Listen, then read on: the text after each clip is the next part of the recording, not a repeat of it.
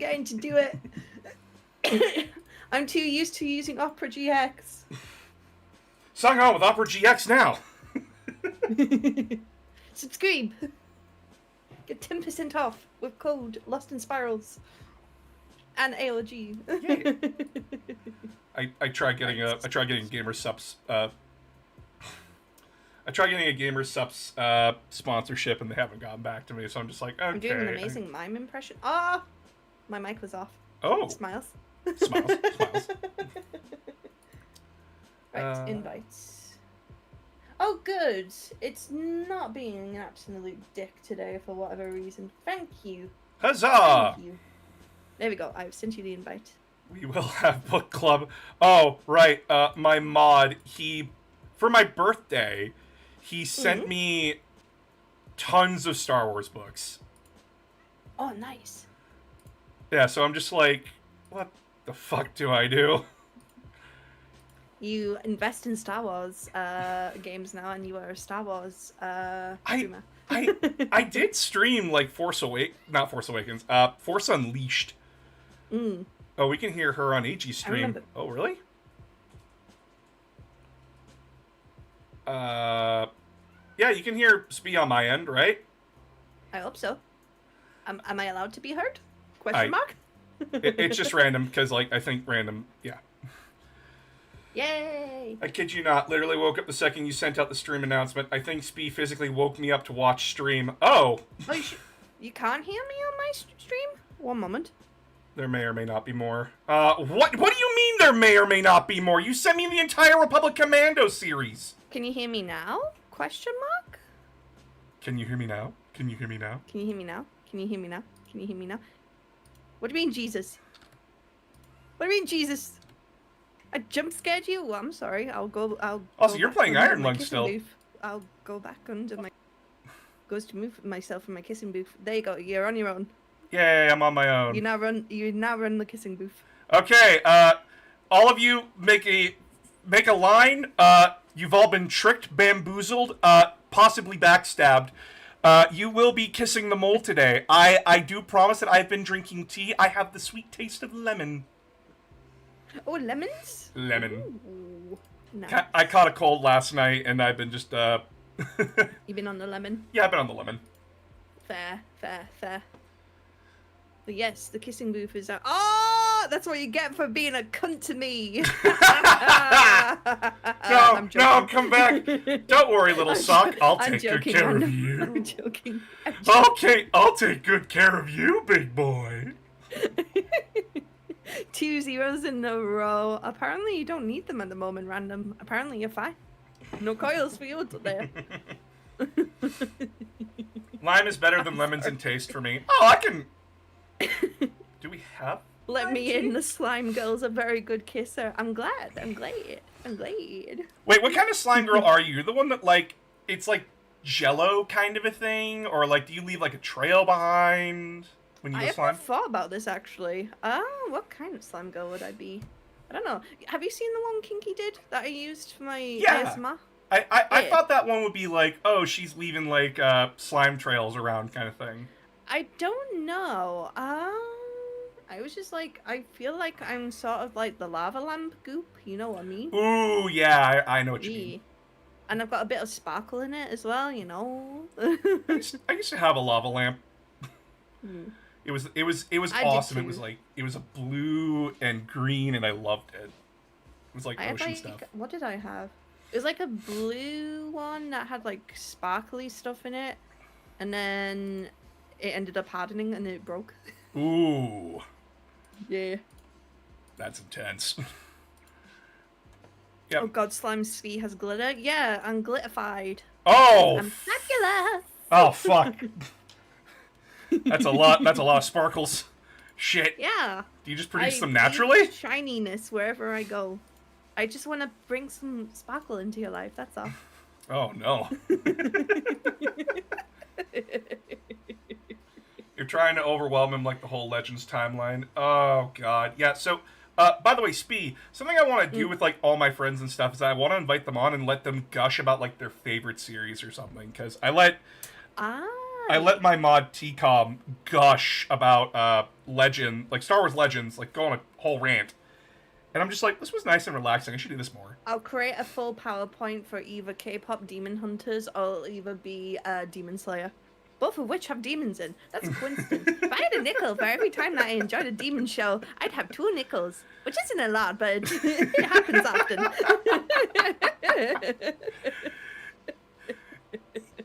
Oh god, yeah, I would actually enjoy hearing you. I actually read all of Demon Slayer. I've started building my collection now because it's like I'm at that point now where like we've got 2 more movies left and we're in the final part of it. I'm just like, right, I think now is the time to start reading. Yeah, I oh god, the Infinity Castle. I was reading through all that. I'm just like, I understand why you turned this into a movie now. Yeah, like I knew nothing. I still know nothing about the Infinity Castle arc. I'm just kind of like one of those like I'm invested in the show now. I'm just gonna watch the show and then read the. Actually, you know what's the wildest thing that I found out about Demon Slayer? So you know like all the attack effects, right? Like when why am I forgetting their names? Like when they do like the attack effects with their swords. Apparently that's just to stylize. The Hashira, do you mean? Yeah, when they like do their attacks and such. The effects aren't actually there in their universe. It's just to stylize and show that they're doing something. Yeah, basically. And I'm like, oh, that kind of makes me feel a bit sad now, but understandable, I guess. Well, it's a bit more epic with the sword. Yeah. What's up, announcer? How's your day going? I'm okay. I am here today with my friend Lost in Spirals, the ever hypnotic and beautiful Lamia. So, welcome everybody. I have some grave news. I have managed to bring Lost in Spirals here to do a Smash or Past list for Warhammer 40k characters. Now, I know a lot of you are going to be like, wait, where's this character? What about these new ones? I didn't want to overwhelm Spee, because there's 98 characters on this list alone. And a lot of other characters... How many is there altogether? Do you want ones with art or without? I mean, just give me a general idea, I guess, for all of them. The overall action. Well, I don't know. Let's put it this way. 40k and Star Wars are trying to rival each other in character names. Oh, okay, that's fair. Like the Horus Heresy books, they did a great thing where they had the characters' names listed and listed like their role and their rank, which was great. And then you get past book 4 and it's like, who the fuck am I dealing with now? Yeah. And unless you were like a 40k fan, you didn't know who any of these people were. So yeah, that's fair. Also, I am not including all of the Primarchs. This is strictly who is in Warhammer 40k, because everybody's done Primarch lists, and Primarch lists are boring. Primarch? Yeah. I love Primarch. So... For context, Primarch is a shop here in the UK. In 40k, Primarchs are the sons of the Emperor. Oh, okay. So they're demigods, basically, and they all vary. Now, we do have some Primarchs on this list, and I'm only including the ones that are currently in 40k. Okay. So that means 6 total. And don't worry, Spee, 4 of them are demons. Yay! The kink goes on. The kink goes on. Specifically, one of them is a snake. Excuse me. I shall warn you now, chat. I am a monster fucker. And yes, I'm very kinky when it comes to it, so I will be thinking long and hard about these as well. And note, we have specifically requested, Spee specifically requested that I do not give her context till after she says yes or no. So, there you go. Yay! We get to know context after. Let me load this as well. And then, how do I make this big screen? That's how I make it big screen. There we go. I'm doing it. Also, I'm chat. doing it, Mr. Krabs. art thou feeling it now, Mr. Krabs? Here we go. And sorry, chat, since I don't have the extension to make this a black screen, I have removed chat, even though you couldn't be seen, period. So, first up, we have basically the main character of 40k right now, Roboute Guilliman. Okay. Now, is he human, I'm guessing? He is one of the Emperor's sons. Okay. I'm gonna say pass on this one. You're gonna say pass on Roboute Guilliman? Yeah, he's giving, you know that one character that's in Atlantis and he's like the douche it's like, yeah, let's take over. He's giving that vibe. Rourke? He has a similar face to him. Oh my god. So, he actually does have a younger, like, when he was brought back to 40k, he actually did look younger. This is him trying to keep humanity together in modern 40k. Okay. Like, this is after all that. He's also giving Caesar vibes as well, of the yeah, laurels. Yeah, so he is, his entire group, the Ultramarines, which are my boys, they're based on the Romans and the Greeks. Okay. So, he is Primarch of the 13th Legion, or the Ultramarines chapter. He is one of the more relatively put-together people in 40k. He actually was raised by two loving parents. And even... Oh, that's why I don't like him. He's not broken. He's not broken! It's bullshit! I can't fix him! So, yeah, he's basically like, if you want vanilla, if you want a guy who's good at everything but not great at everything, that's Roboute Guilliman. But I know he's not your type. Nah. Now, chat, this isn't my Smasher Pass, this is strictly Spee, so you already know my feelings on Roboute Guilliman if you're one of my fans, but anyway, we'll move on to his brother, Lionel Johnson. Ooh. Okay, this is a bit more my style.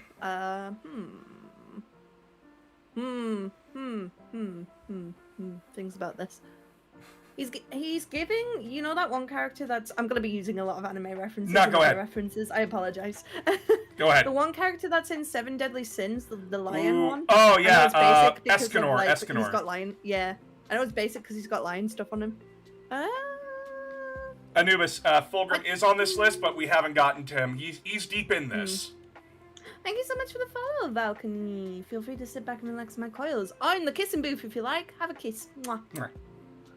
Let's see. I think, yeah, I'd probably go out to dinner with him, get to know him a bit more. It's not a full smash yet. It's like, I'm intrigued. I'm interested. So, Lionel Johnson is another son of the Emperor. He is Primarch of the First Legion, the Dark Angels. So back in the day, he was known for being one of the most... to describe his personality, he was an asshole. Straight up, did not know how to talk to people. He was a glorious tactician and swordsman, though. But he rubbed a lot of people the wrong way. In fact... See, I knew he'd be more my style. Bad boy. There we go. In fact, when he was told by Roboute Guilliman, don't nuke my fucking home, Lionel Johnson said, nuke the fucking mountains. Oh. Yeah, so, then he fought his adoptive father and got put into a coma for 10,000 years, and then woke up one day. Oh, dude, I could do with being in a coma for 10,000 years. Oh, I dude, need that rest. Same. He woke up to the modern-day Imperium, and during that coma, he self-reflected a lot. He's now trying to be better. Oh, no. We can fix that. We can make him worse. We can make him worse. So Lionel Johnson, a smash for you? I would say smash now, yeah. All right, Roboute We've had Guilliman, dinner, no? We've got to know each other a bit more. I'm just like, yeah. He's also got like a really cool model where like he has like a hood and everything. Oh. Yeah, his model is people have made jokes that his model, when he doesn't have his hood up, he looks like Tywin Lannister, but when he does have his hood up, he looks like Obi-Wan. Oh, I don't like Tywin. But you do like Ewan McGregor, don't you? That's true, yes. So like with the hood up, he looks like Ewan McGregor. Okay, that's fair. But like that's just the model, so don't worry about it. He saved himself. Yeah, he saved himself. Next up, Marneus Calgar. No, that's a pass. That's a pass straight away. Yep, he's the chapter master of the Ultramarines. Okay. He's just very generic. That's why I don't like him. Cato Sicarius.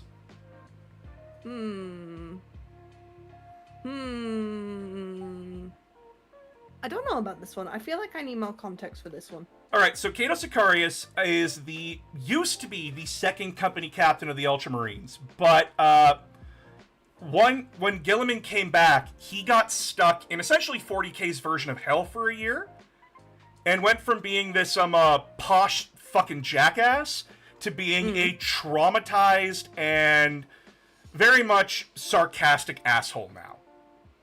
Oh, okay. So it's I'm gonna do more references.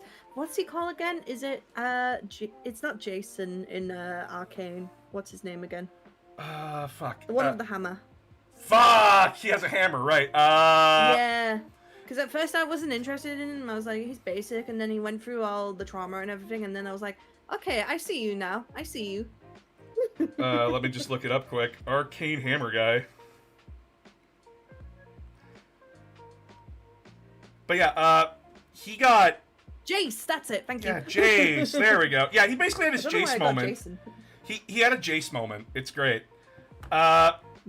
He actually straight up looks at a priest and tells him to fuck off because I don't want to hear about how you think the Emperor is a god, because the Emperor didn't come and save me and my men.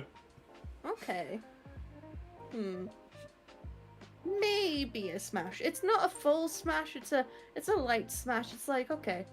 You have to talk to him to get to know him, right? I'll tap it a little bit. Yeah. Yeah. Just a tip. Now we have what GW is basically turning into the main character of 40K now, Captain Demetrian Titus. Cool name. So... I gotta hold on. What's on his... I've just noticed his, like, what do you call that underneath him? Is it like a loincloth type thing? Yeah, that's a loincloth. Yeah. I'm just looking at the loincloth. Are those, like, different fractions? Those are his different rewards. Oh, okay, okay. I'm gonna say... maybe I do need context for these characters. Alright, I'll give you context. So, Captain Demetrian... I was gonna say, yeah, let's have context from now on. So, Captain Demetrian Titus is the protagonist of the video games for Warhammer 40K Space Marine. He was originally the second company captain before Cato took over. And then, during the first game's events, it turns out he has a resistance to the hell energies of Warhammer 40K. And one of his subordinates sold him out to the Inquisition. So he got experimented on and basically exiled from his chapter for about 200 years in and out of stasis.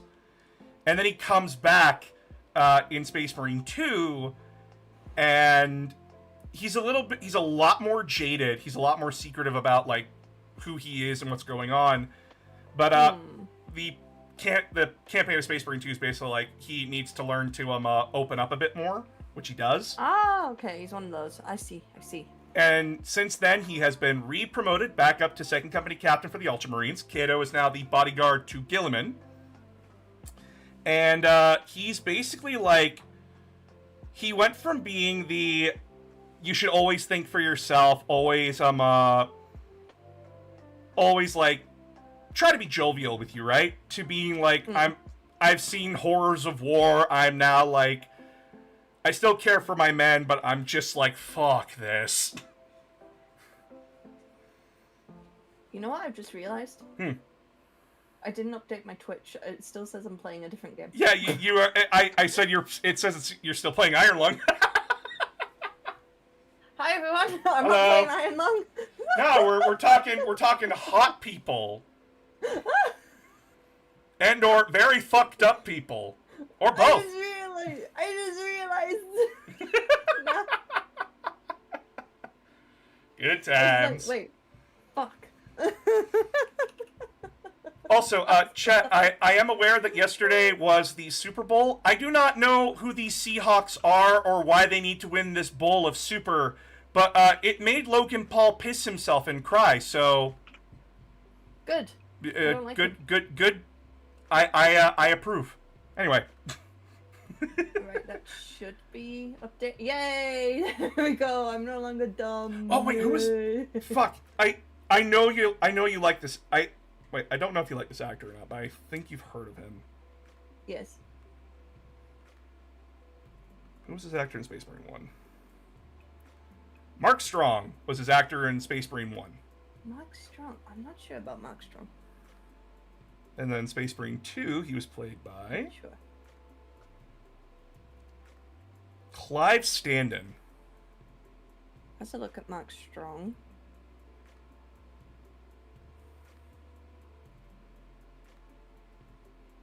I've seen him in stuff. Is he the guy that's in friggin' Kingsman? It is! It's the guy! It's the one! Take me home, Yeah. country of roads. He played Titus in the first game. Oh, okay. Again, I'm still not 100. You give me time. Don't you give me a few moments later, chat. I will take my time with this. It's a very important process. I'm not 100% on this one, so I'm gonna say pass for now. That's fair. It's Next another one of those that I feel like I need to know more. next up is his subordinate, Gadriel.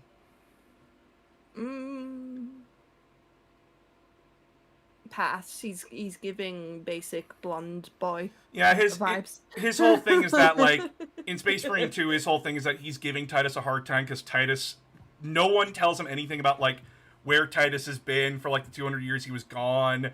And he's just kind of, like, stick up his ass the entire game. Oh, okay. Like, his whole character arc's, like, removing that stick. Super Bowl gave us glorious ad of Puppy Monkey Baby. Puppy Monkey? I'm confused now. Oh, Serious at the same time. there was an ad, like, a long time ago called, Puppy Monkey Baby. Puppy Monkey Baby. But it was weird. But, next up we have Mataris. Sergeant Mataris. He was in the secret level short and is also got a model too.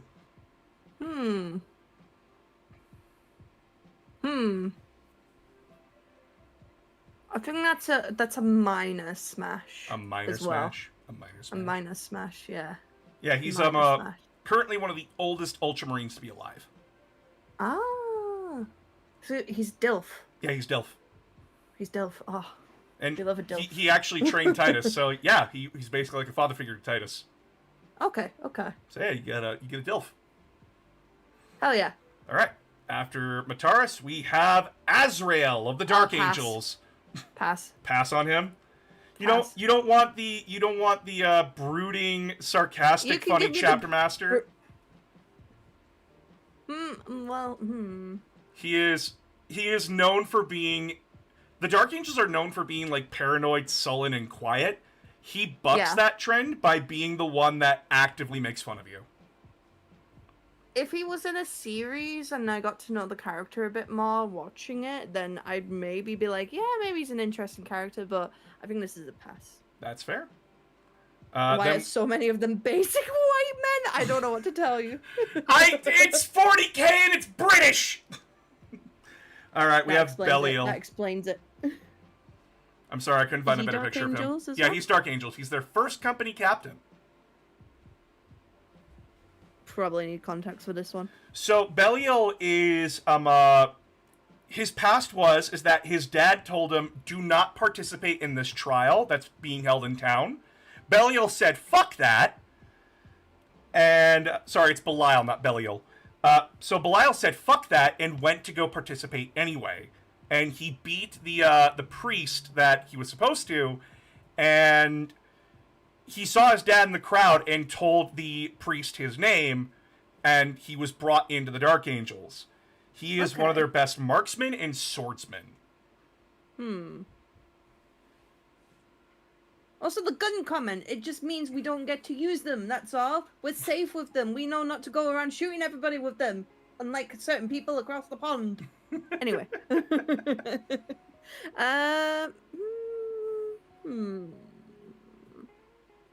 Again, I haven't had like a really hard smash, like a reactive smash. Don't worry, we'll get there. Like the Space Marines, Yeah. we're getting the Space Marines out of the way now because they are really basic. A lot of them. So why you go down on us about being British and English? You know, Well, it's amazing things have come from UK, like Warhammer, for example. yes, Tolkien. yes. But like Space Marines have always been characterized as a little bit plain and stuff. Like they're supposed to Yeah. be. That's their design. Yeah. And you get to know them a lot more in the books, but when you're like reading the rule books and such, it gives you a very basic look at them. Yeah, that's a pass for now. You got it. All right. Then we have Captain Lazarus. Again, basic pass. Yeah, he was introduced at the start of like 8th edition. He's supposed to be like the anti-wizard character for their entire chapter. He doesn't have a lot. Yeah. And then they had like a few other characters, but I couldn't find good art of them that actually showed them off pretty well. So that's the end of them. Then we have Logan Smash. Grimnar. Smash straight away. You That was smashed easy. the old wolf? Yeah. Oh. He has puppies. Yeah, he's got doggies. His actual He's model does have puppies. puppies. He has puppies, and look, he's well kept. He knows how to braid. Chat, I think she's going to Also smash likes on a lot of the winter. Space Wolves. He likes winter as well. I like winter, you know. Oh, yeah. You want to know a funny thing? His older model was a Santa sleigh. Whereas two dogs Was it? pulled it. Yeah. Oh. See, this is the other thing. There's been a couple of times, certain Santa Clauses, I have been like, yeah, I would smash that. Oh, dude, I'd smash DC Santa Claus. He's a fucking monster hunter. He's sick as fuck. But yeah, It's like the one from, was it Klaus? And there's the other, not Klaus. What's the one where it's basically, there's a guy that delivers letters and he finds this guy that starts making like toys for the kids oh, and that. and it's- fucking, I know what you're talking about. Oh, fuck, it's a Yeah. Netflix one, right? Yeah. Yeah. I don't remember Yeah. the movie's and name. the one from Legend of the God, is it like Legend of the Guardians or something like that? Yeah, one that's got, the like, Russian Terry Santa, and the Buddy- Russian Santa. Yeah, Russian Santa. Or at Yeah. least Slavic. Everyone loves to slay. Everyone loves the sleigh. But Pirates of the Guardians, that's it. Thank you. yeah. So Logan Grimnar is the chapter master of the Space Wolves chapter. They're a bunch of Vikings and such. Oh, he's Viking. There you go. Yep. Another reason. Viking. The axe, his axe is he took a demon axe, broke it, and reforged it into his.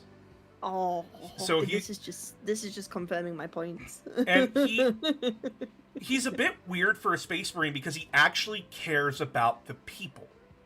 So like Space Marines usually are like they don't give a shit about civilians. The Space Wolves actually do. So if you want a de facto party goer Viking who actually gives a shit, it is Logan Grimnar. I made a good choice. I made Yes, a you good did. choice here, chap. You'll like a lot of Good these choice. guys. I did So a good thing. next up we have Ragnar Blackmane. Mm. No, he also has a puppy. This has been like one of their famous characters. See, it's not a hard smash like the other one, but it's still there. So Ragnar Blackmane is is basically their main character outside of Logan.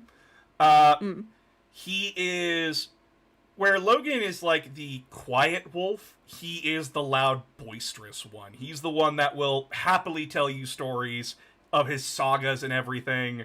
And also one of the very few Space Marines that might not be a virgin.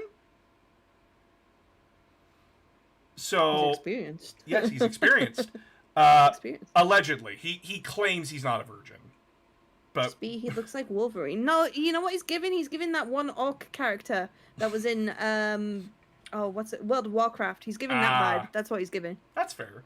But yeah, he basically is just like your traditional what you think of a Viking, basically Okay. in pop culture. Okay. So It's not a full smash, but it's like after a drink, again, maybe after a drink, maybe. Neil Stormcaller. He's giving Gimli. He's giving Gimli. He's giving Gimli. But He's giving Gimli. He's got a pet bird. He's a pet bird. What's the bird's name? I don't know what the bird's name is. They haven't named it. Ah, then I am not interested in the man that does not name his pets. No, I don't remember the name of the pet. That's the thing. But yeah, he's actually our first wizard on the list. Holy shit.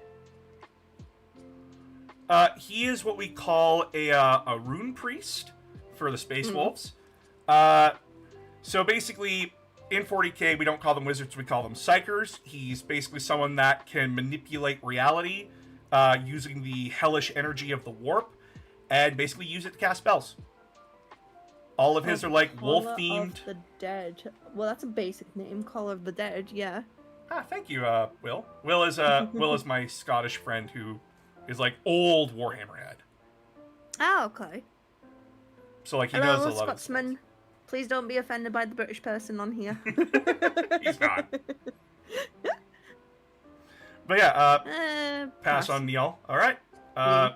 Next up, Bjorn the Fell-Handed.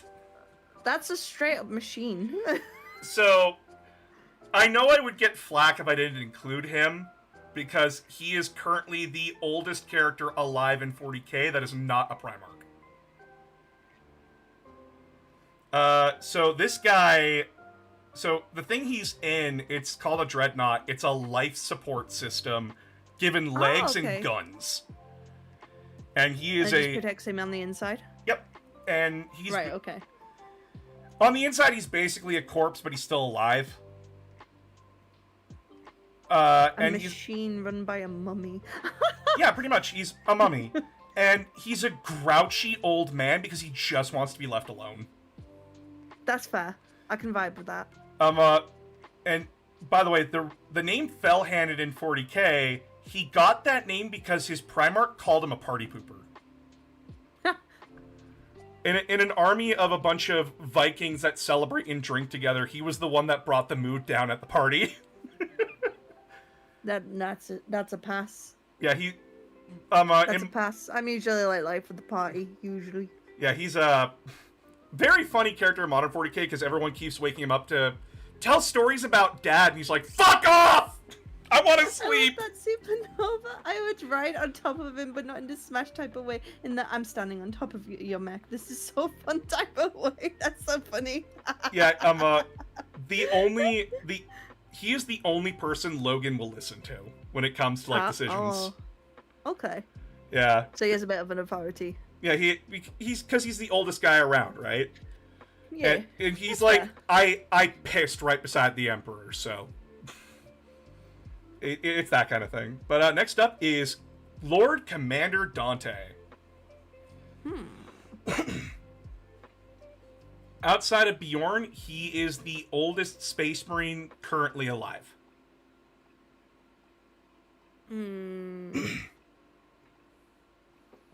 More context is needed. So he is the chapter master of the Blood Angels, and the Blood Angels are basically vampires, right? Oh, Smash then! Smash! Yeah, he has been the chapter master of the Blood Angels. Angels. With that. Yeah, sorry. He's been alive for like 2,000 years, and he is a very tired, very, fuck, what the hell am I doing now kind of thing, right? Same. I relate. He lost his mom when he was a child, and his dad told him, don't bother trying to do the trials to become one of the Angels of Blood. And then he went and did it.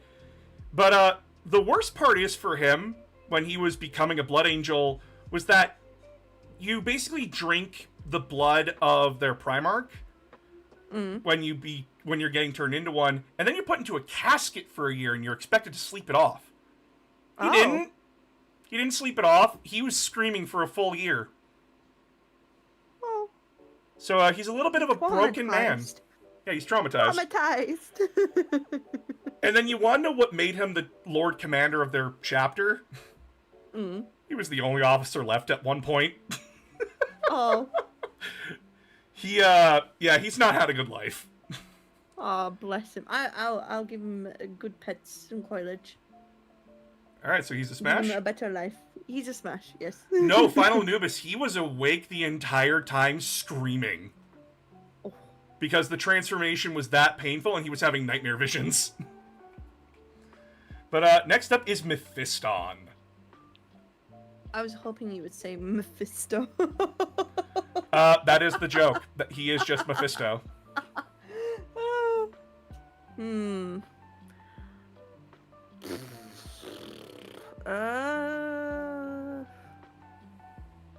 Stop smashing the demons. Never! He's not a Never. demon. At least we think. At least we think. What does this mean? So, Mephiston is the chief wizard of the Blood Angels. But the Blood Angels suffer from two conditions. The first one is the Red Thirst, which makes them vampires, basically. And the second one is the Black Rage, which, when their Primarch died, it sent a psychic backlash to all of the Blood Angels. And at some point, a Blood Angel will think they're Sanguinius, or they'll see themselves there the day he died, and they go into like a blood frenzy. Mephiston went into that blood frenzy, but he's one of the only two people to come out of it. And then he changed his name to Mephiston. We don't know how or why. It's implied he made a demonic deal. But he is one of the most powerful characters in 40k. He looks like an evil version of Santa Claus. I don't see it that way. No, the model's supposed to be based off of Bram Stoker's Dracula. See, I see him giving Mob 4 vibes, you know, like the blonde hair and everything like that. Oh yeah, like he's supposed to be the vampire. Yeah, easy smash. Nice. Smash your fist on. Alright, Asterath the Grim. I'm trying to tell if that's like fur or whatever it is. That's on his hair. Armor. And then that, On the his thing's... armor. Oh, on his armor? That is... Yeah. So, that's his hair there, and then those are the wings to his jetpack. Oh. Yeah, he gets a jetpack. Nipple armor. Yes, the Blood Angels are famous for their nipple armor. Nipple armor. He's like George Clooney Batman. So, Asterath the Grim's the guy whose job it is to go find the people that fall to the Black Rage after a battle and execute them. Oh. So he has it's why he's called the Grim, because he's a very grim duty. So a very depressed dude. And yes, still I'm already vampire. Depressed enough. I'm already depressed enough. That's a pass. Alright, pass on Asterath the Grim. Then we have the Sanguinor. So, remember how I said, like, their Primarch died? Yeah. This is allegedly a manifestation of their Primarch. Okay. Or maybe one of his bodyguards that turned into a demon.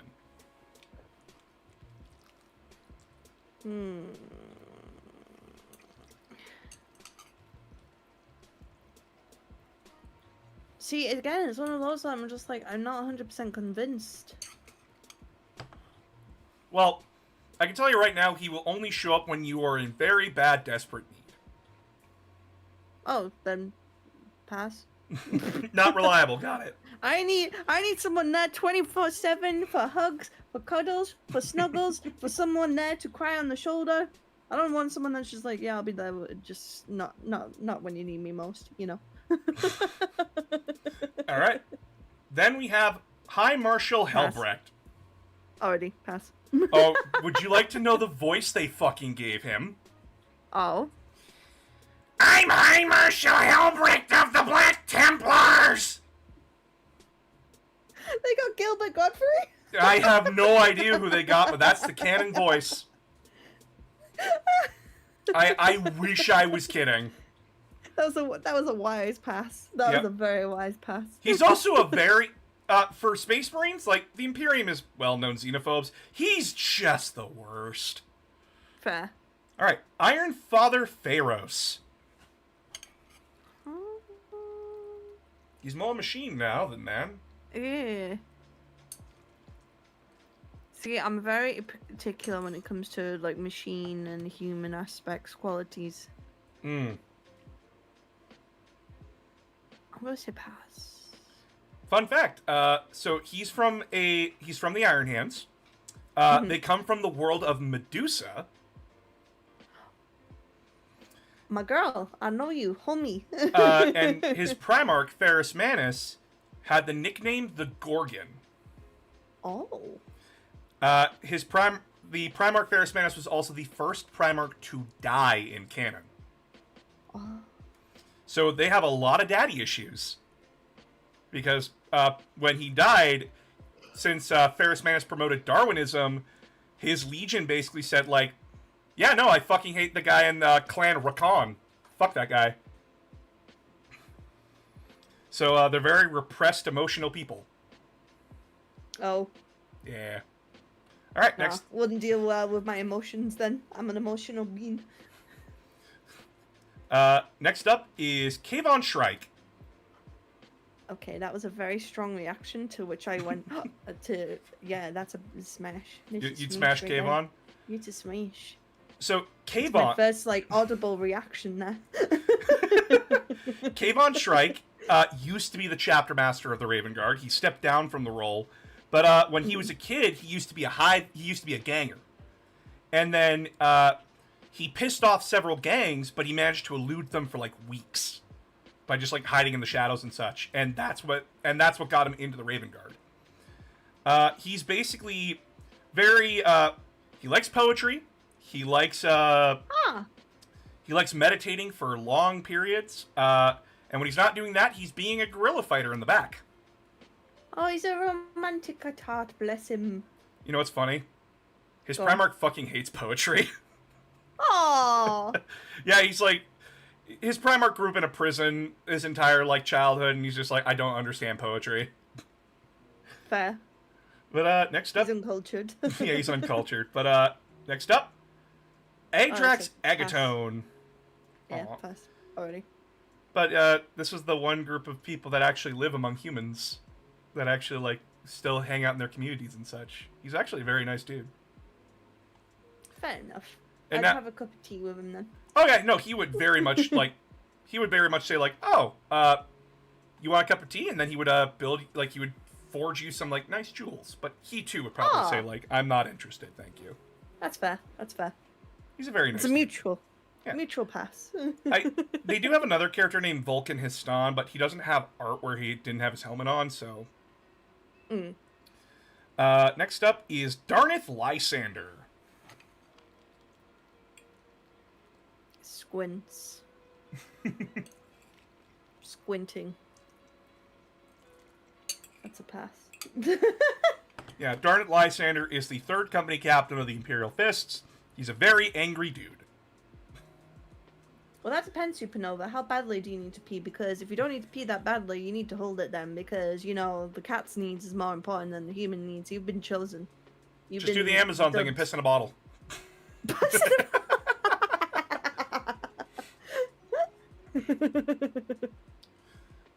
Me understanding nothing of what's being said. I'm sorry. To be fair, majority of these I don't have context with. I'm going off like either like. I'm giving the vibes. I'm giving the vibes. Yeah. He basically got captured by the Imperial Fist's rivals and tortured for about a year. He broke out himself, got back to the Imperial Fists, and then led an entire company to get slaughtered by the people that captured him. And then he got demoted down to third company captain because just like, no, you're too angry. Mm. That's a pass. Yeah, he's kind of a dickhead. That's fair. Kasaro Khan of the White Scars.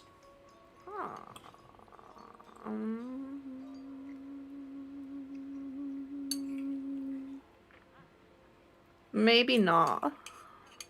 So, the White Scars are the...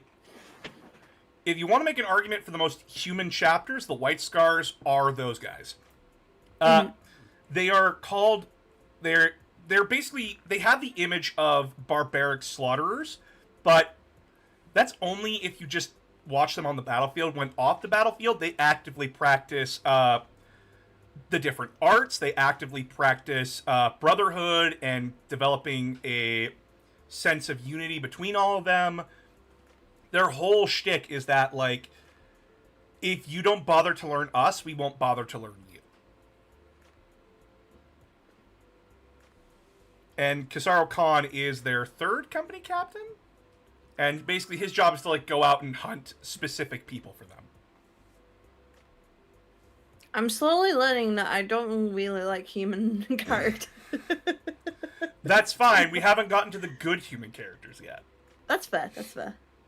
So it's a pass on Kizaru Khan? Yeah. Alright. Gabriel That's a pass as well Angelos of already. the Blood Pass Ravens. already. Pass Oh. already. You don't want the guy that blew up his home planet? Nah. Alright. Sorry, Gabriel. Cyrus. He's played by Steve Bloom. Oh, it's already a smash. Yeah, if you want damaged, edgy bad boy, it's Cyrus. Yes. Yes. Give me. He basically, like, he was introduced in Dawn of War 2. His backstory is that he participated in the worst Dawn of War game. And in that game, canonically, the Blood Ravens got their shit handed to them, and he's so traumatized by it, he won't talk about it. Oh. And, Little baby. he survives all the way through Dawn of War 2, and we find out that he is now a company captain for the Blood Ravens in the new game that's coming out. Ah. We still don't know if he's depressed or not. He probably is. But still played by Steve motherfucking Bloom.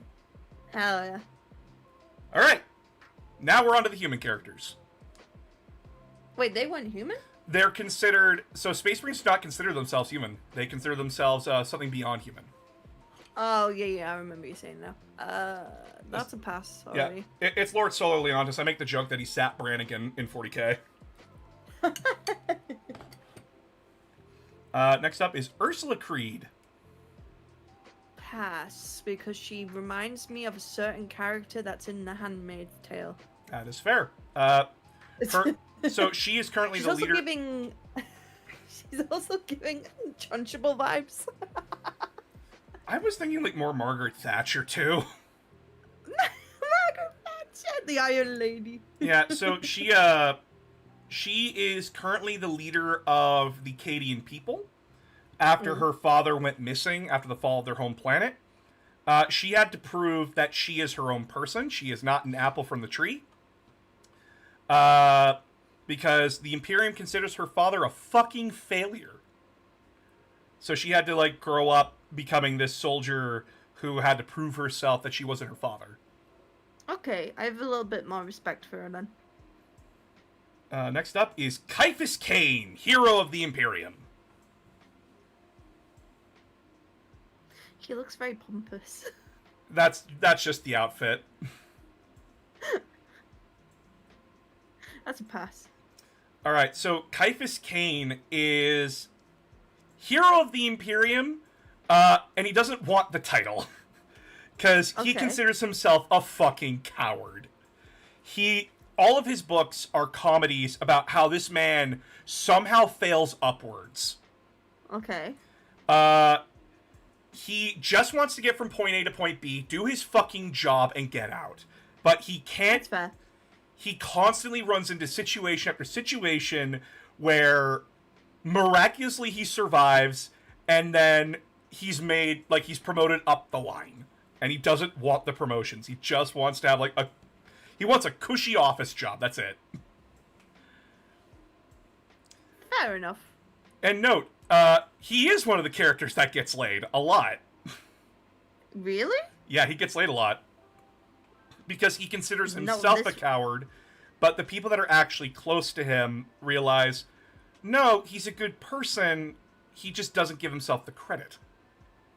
Ah, okay. Clearly his story is embellished a lot, but Yeah. there are good qualities to him. Okay. But Still pass. yeah, still pass. That's fair. Would you like to see his girlfriend?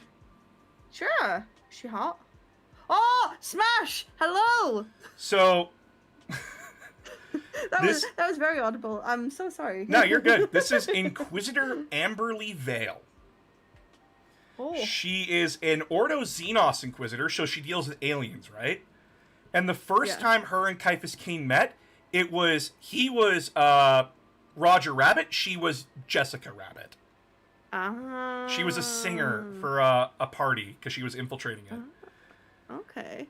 And their relationship is genuinely cute. But the quote that Caiaphas Cain has for her is that one of the unwisest thing a man can do is say no to a woman. The even more unwise thing to do is to say no to an inquisitor that is a woman, and when she says, "Darling, could you do this for me?" Because she has the authority to kill him on very sight. wise words. She straight up has the authority to kill him on sight, and they do a really cute thing if you listen to the audiobooks. Because in the context of the audiobooks, it's her going through his memoirs, and she's giving commentary and corrections to a lot of his statements. And there's a really cute comment where he talks about how beautiful this one girl is, and she's just like, well, she probably wasn't that fucking pretty. And then there's another one where she has like the special teleporter thing that teleports her to safety. And she gets shot at, so before the bullets hit her, she teleports through a wall, and the next thing Caiaphas Cain hears is a crash of a China set. And he yells, "Are you okay?" She says, "Yeah," and then she stops reading the memoir and says that was a stupid place to put a China set anyway. So she's a very funny person. She's great. But yeah. Staring respectfully? I'm not staring respectfully. No, dude, she knows it, she flaunts it, she owns it. And Nice. remember, if she doesn't like you, she can shoot you on sight. Okay. She has the authority. Do not piss off the pretty lady. Oh, she's very hard to piss off. It's great. Next, we have Inquisitor Greyfax. Context will be needed. She is an Inquisitor of the Ordo Hereticus. She's very puritanical. Very much like, if you're a heretic, I will shoot you. And if you do not meet my standards, you are lesser than me. Total tsundere behavior. Absolute pass then. All right. I do not know this. I don't know her personality that much. She was introduced in one book. That is a smash though. Is it because she has a little dragon? No, it's because Fic 5 saves lives. Fair. We love ourselves a curvaceous queen. If anybody could tell me her name, please tell me. Oh, show her Greyfax. We're getting to her! Inquisitor Cotiez. Pass. Yeah, he's got a big diaper on. His new model sucks. He's basically the character that is like, he's got tons of spy networks going around. He's an Ordo Malleus Inquisitor, so he deals with demons. He used to have a cool model, and they gave him a new one, and it looks stupid. But yeah, moving on. Belisarius Cawl. Aw, but he's the only character the Mechanicus has. He's the guy currently right now who... He's the reason Gilliman's alive right now in 40k, and he's just like... Very strange character, very weird dude. Multiple personalities running around in that head. Ah, okay. But yeah, pretty fun character. The funniest line from him right now is that one of the upgraded Space Marines that he made was chastising him, saying, "You ruined me, you ruined my life." And all he does is look at him and says, "Shut up, I made you better."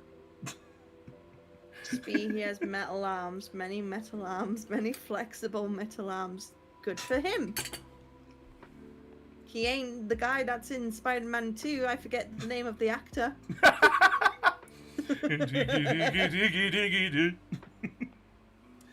Next up, Saint Celestine.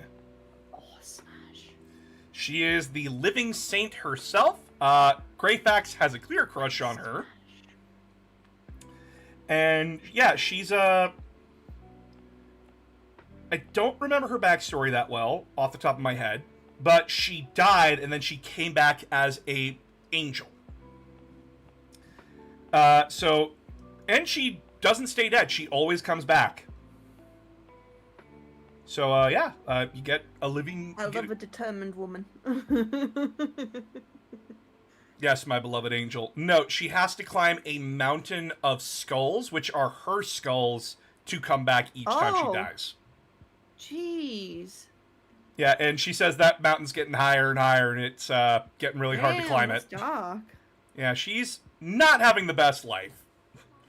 But she's a symbol of hope in the Imperium. I'll make it worthwhile for her to come back then. All right, this is Morven smash. Vol. I'm seeing a trend. I'm smashing more of the women than the men. That's fair.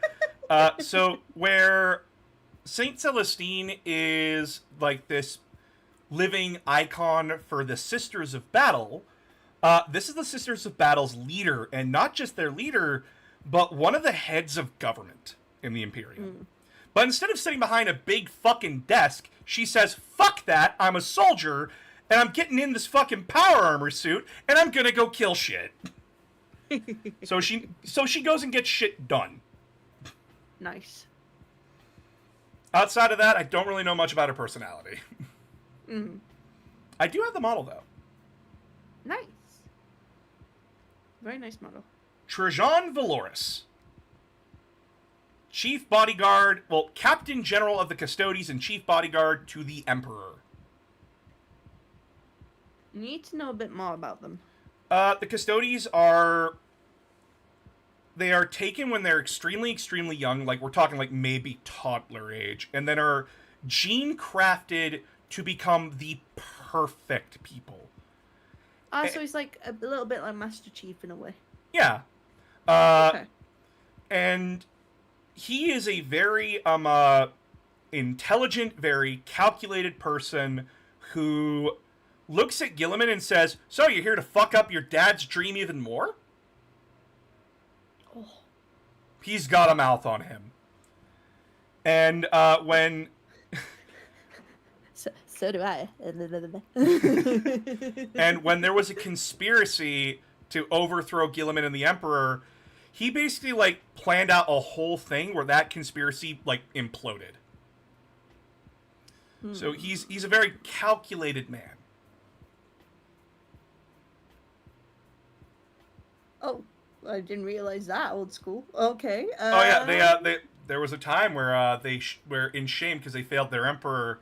They walked around the imperial palace only in leather. Smash. Very oily. Oh yes. Oiled, chiseled abs. Yeah. And note, with 10th edition, they have confirmed that women are also in the Custodes, so you get both big muscle daddies and mommies. Also, chat, before anyone says this is objectification, it's not. It's appreciation. Oh no, like they know they're objectified. They don't care. All right, Valerian and Alea. Twins? So the Custodes have a second branch called the Sisters of Silence, basically. So the Alea is what we call a psychic blank. They're people that just magic doesn't work around them. They just nullify it. And they don't talk. They take vows of silence and they only speak in sign language. Oh. And these two were partnered together to figure out that conspiracy that Trajan made implode. They are they're basically like the Batman and Robin of the Custodes. And note, they're both very skilled warriors. Like, he's clearly Batman, she's clearly like Nightwing or Batgirl. Lady, yes. Man, no. All right. We respect the women here. We respect the women here. All right. Next up is Eldrad Ulthron. Our first elf. That's gonna be a pass. He is currently the oldest Eldar alive, and he is, in the community we say, "Eldrad, for the love of God, please go away. You're only making things worse." He has a bad tendency to show up in stories and ends up making it worse. Gracious. Fulgrim tries to tell him about, like, oh yeah, no, your brother's gonna become evil. Oh shit, you're possessed by a demon, fucking kill him. Ends up making the Emperor's children fall to Slaanesh even more. Tries to genocide half the galaxy? I feel my decision making has been wise thus far.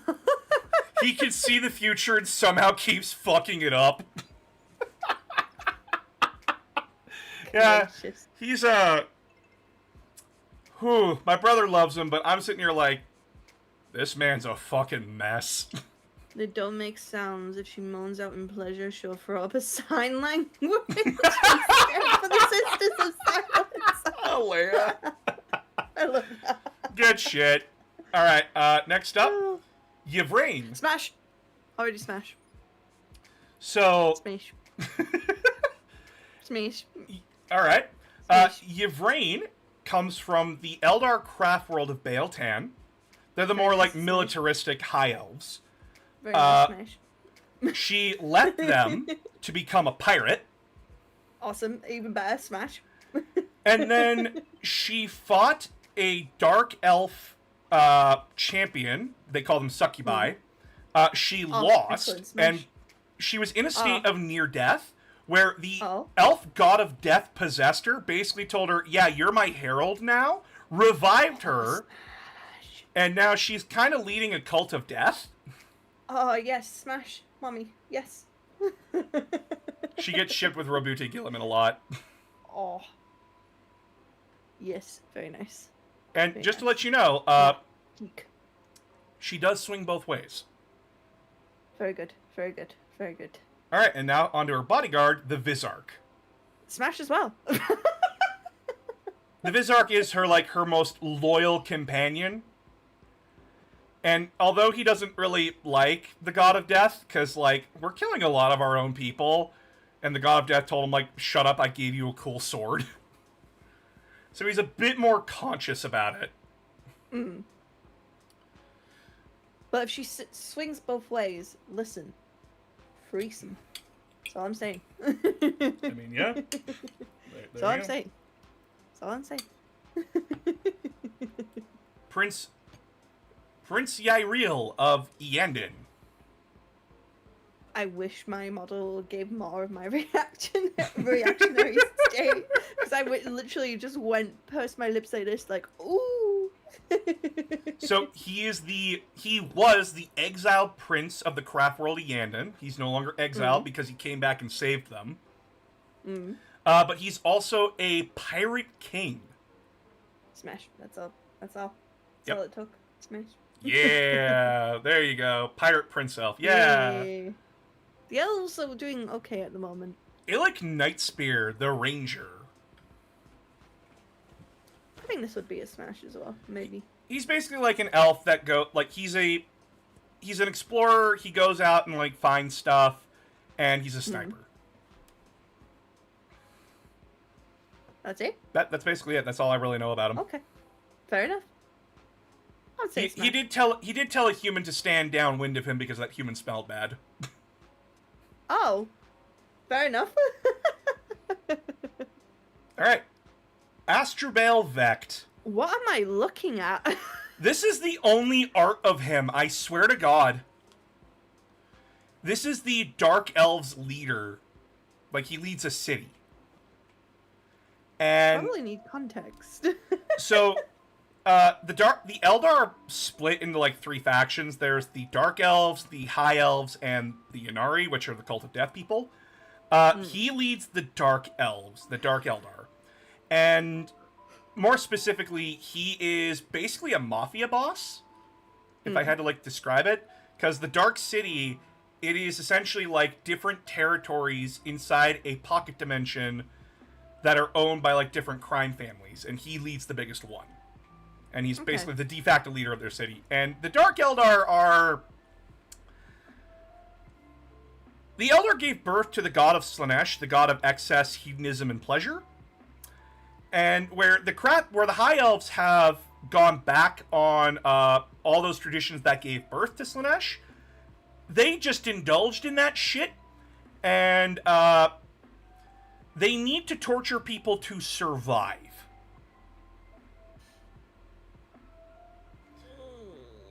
I'm not down with this. That's a pace. Yeah, he's very much like, I'm gonna gift... I give you a gift. Oh boy, what is it? Teleports out, it's a black hole. Oh god. Yeah, he's that kind of asshole. Oh. But you might not say that for long, because next up is Lilith Hesperax. And yes, canonically, she swings for the other team. Yeah, I'd smash. She has a girlfriend. And she will have more. So there's hope. The funniest thing is the guy who wrote her books, Mike Brooks, he plays her on the tabletop. And there's a hilarious post of him basically saying, and I quote, "Bitch failed to get into combat twice with a 7-inch charge. Bitch, I gave you a girlfriend." It, like, funniest guy, Mike Brooks, like, mohawk and everything. He's great. Love him. But yeah, she is very kinky. She's very dangerous. She is a very deadly warrior. She leads her own coven called Witches. And yeah, she's just one of the most terrifying warriors in 40K. And yes, she intentionally dresses like that because she knows she's hot. She flaunts it, and as you're like staring at her beauty, she's killing you. And as she takes bed activities are probably extremely painful. I could imagine. You forgot GW kind of retconned her to be bi. Yeah, but she has a girlfriend right now, so, and there's nothing wrong with bi. So anyway, me. Hi. So moving on. Next we have Drazar. We have no idea what he looks like under the armor. Sorry? We have no idea what he looks like under the armor. Potentially a smash. He is the most terrifying person in the Dark City for the Dark Elves. One time when someone said, "Oh yeah, I can beat him in a fight," he showed up, quietly walked in, pulled out both swords, quietly challenging the guy, and then proceeded to humiliate and kill that guy, and then walked out. It's fair. He is the leader. Remind people of their position. He is. We think he's the leader of the Incubi within the Dark Eldar.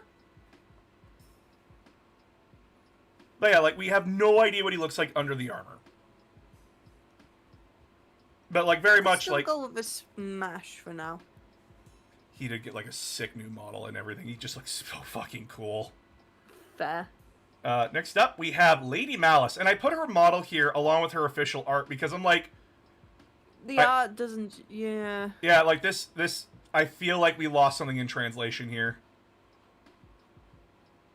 Because the model comes first, right? The art comes second. Yeah. So, this is Lady Malice. She was the concubine to Vect, the leader of the Dark Eldar. Okay. And her whole shtick was, when she was younger, "I hate my dad. Fuck dad. He's a prick. What's the best way to get back at dad? I'm gonna fuck his rival."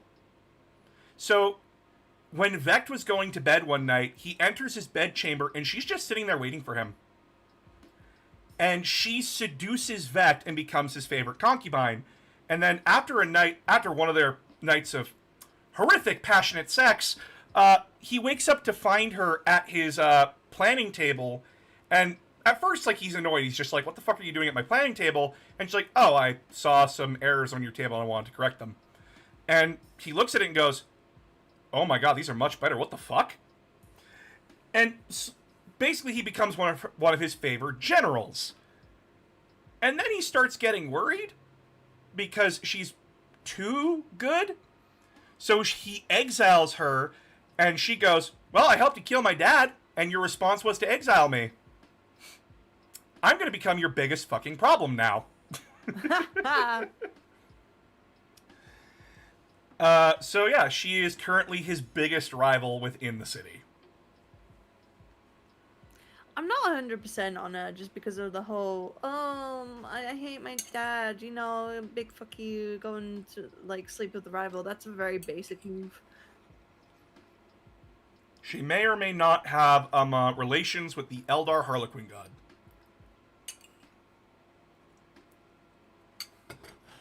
Yeah, it's a pass. You got it. Next up, Gazgul. The big orc. I'm not really an orc fan. That's fair. Yeah, like the next few are orcs. I'm sorry, you're probably gonna skip all of Fine. them. Fine. So this is- Finally, the fungus people. Listen, this isn't a fungus person. Actually, See, the the orcs mushrooms. in 40k they're mushrooms. The orcs This are mushrooms. isn't mushroom. This is not mushroom. They're This not is mushrooms. mushroom. They're not mushroom. They're related to fungus, but anyway. So this is Anyway, Gazgul. pass. You said pass. Pass. Boss Snickrot. Okay. Boss Zogrot. Pass. This is the easiest part. Anyone that likes these, by all means, full respect. They are very cool in design. They are just not smashable for me. Pass. All right, we come to the dwarves now. Uthar the Destined. Pass. All right. Basically, dwarves in 40k are humans that live near the galactic core. So they had to like become clones and stuff, and their clones are basically like altered to better fit the conditions where they live. Yeah, Right, okay. I understand you pass on Uthar. Then we have Buri, the Thrice Devoured. Pass. Very cool design, but pass. Oh yeah, like when he came out, all the dwarf players like lost their minds. He looks so fucking sick. I love his glaive, by the way. Why are we squatting? What did I do? So back in the day, we didn't call them dwarves or the Leagues of Votann. We called them squats because they're squat. Oh, okay. I was like, why are you squatting? I feel like they're squatting going, Sorry, I'm also eating when we're doing this. Fair enough. But yeah, this guy might have a vor fetish. He got eaten 3 times. He's looking at the wrong lamia. Should be going to Kenny for that. Yeah, I keep forgetting Kenny isn't far for that. Yeah, I keep forgetting that. For those not aware, Spee likes an OC made by one of her friends called Kenny, the Naga. Very much like has a Disney prince look to him and everything. But next up, Commander Shadowsun. She is the current hero of the Tau Empire.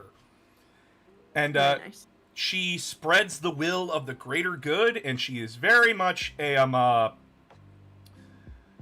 hardcore, I'm going to fuck you up with these guns that melt tanks.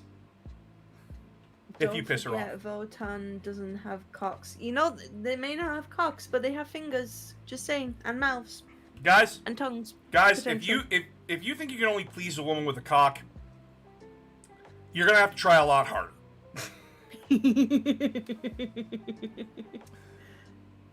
Spent so much money bidding one time. Listen. I won. And you know what I won? I won good artwork. Also, I supported someone, so that's all. Don't judge me. To be on how I fair, she spend did my support money. an artist. Don't judge me on how I spend my money. It was a good cause. Listen, guys, we've all spent money on horny shit before. Don't give the snake a hard time. I'm guilty of this too. But yeah, she's basically the hero of the Tau Empire. Next up is the former hero of the Tau Empire, Commander Farsight. I see why. The other one I preferred more. Pass.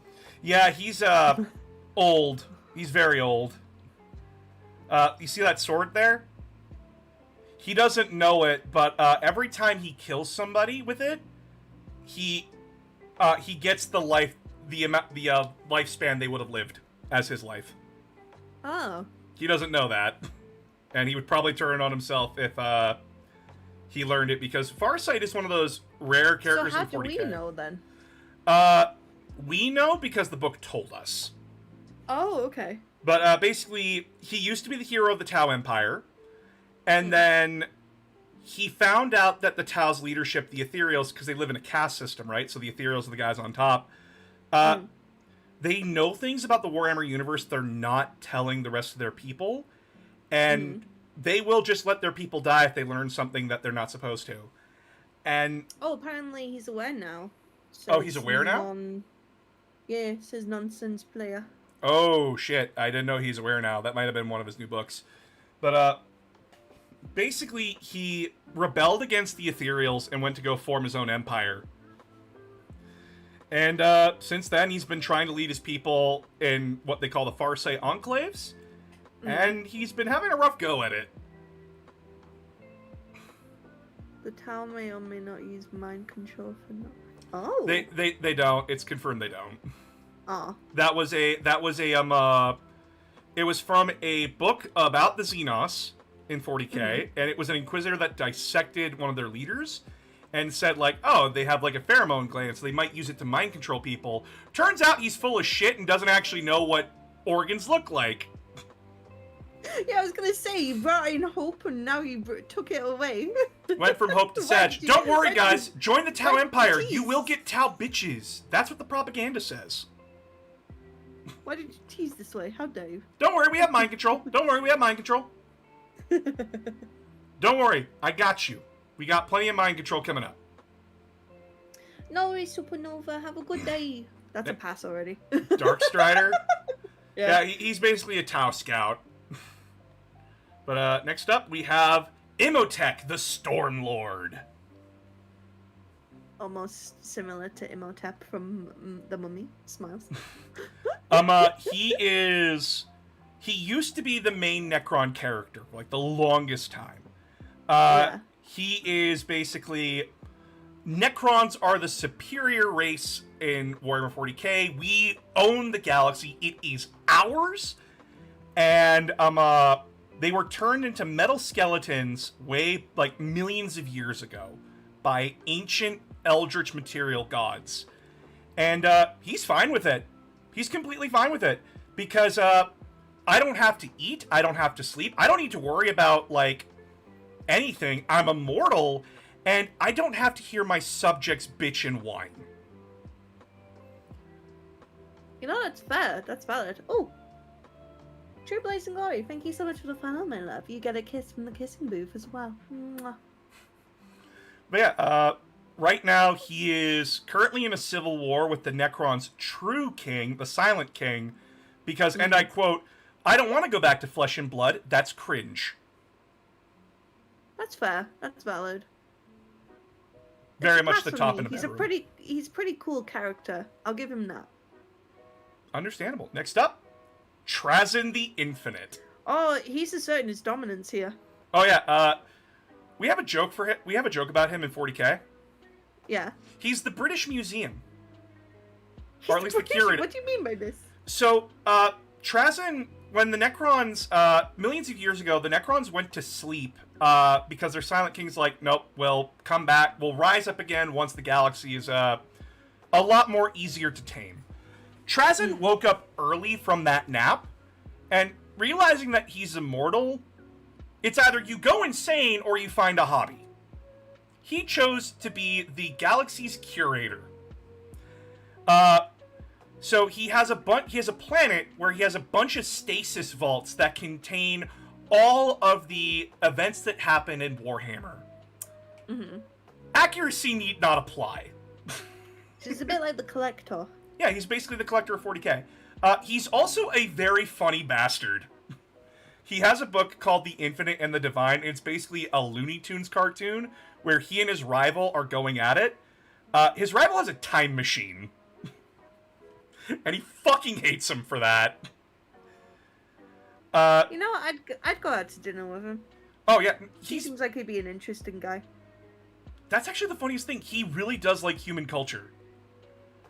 Like, he actually, like, disguises himself as a human sometimes and just goes and sits in on performances. Ah. He's actually really nice. Yeah, I'd take him out to dinner. Yeah. He's a very good lad. He's very funny. He's a good lad. Also, his cape, he got his cape there. it actually stops time shenanigans. All he has to do is like Oh, does flip it? it. Yeah. All he has to do is flip it, and any time distortion that his rival tries to do, just says, nope, you don't get to do that. Also, yes, he has mind control. He does? Yeah.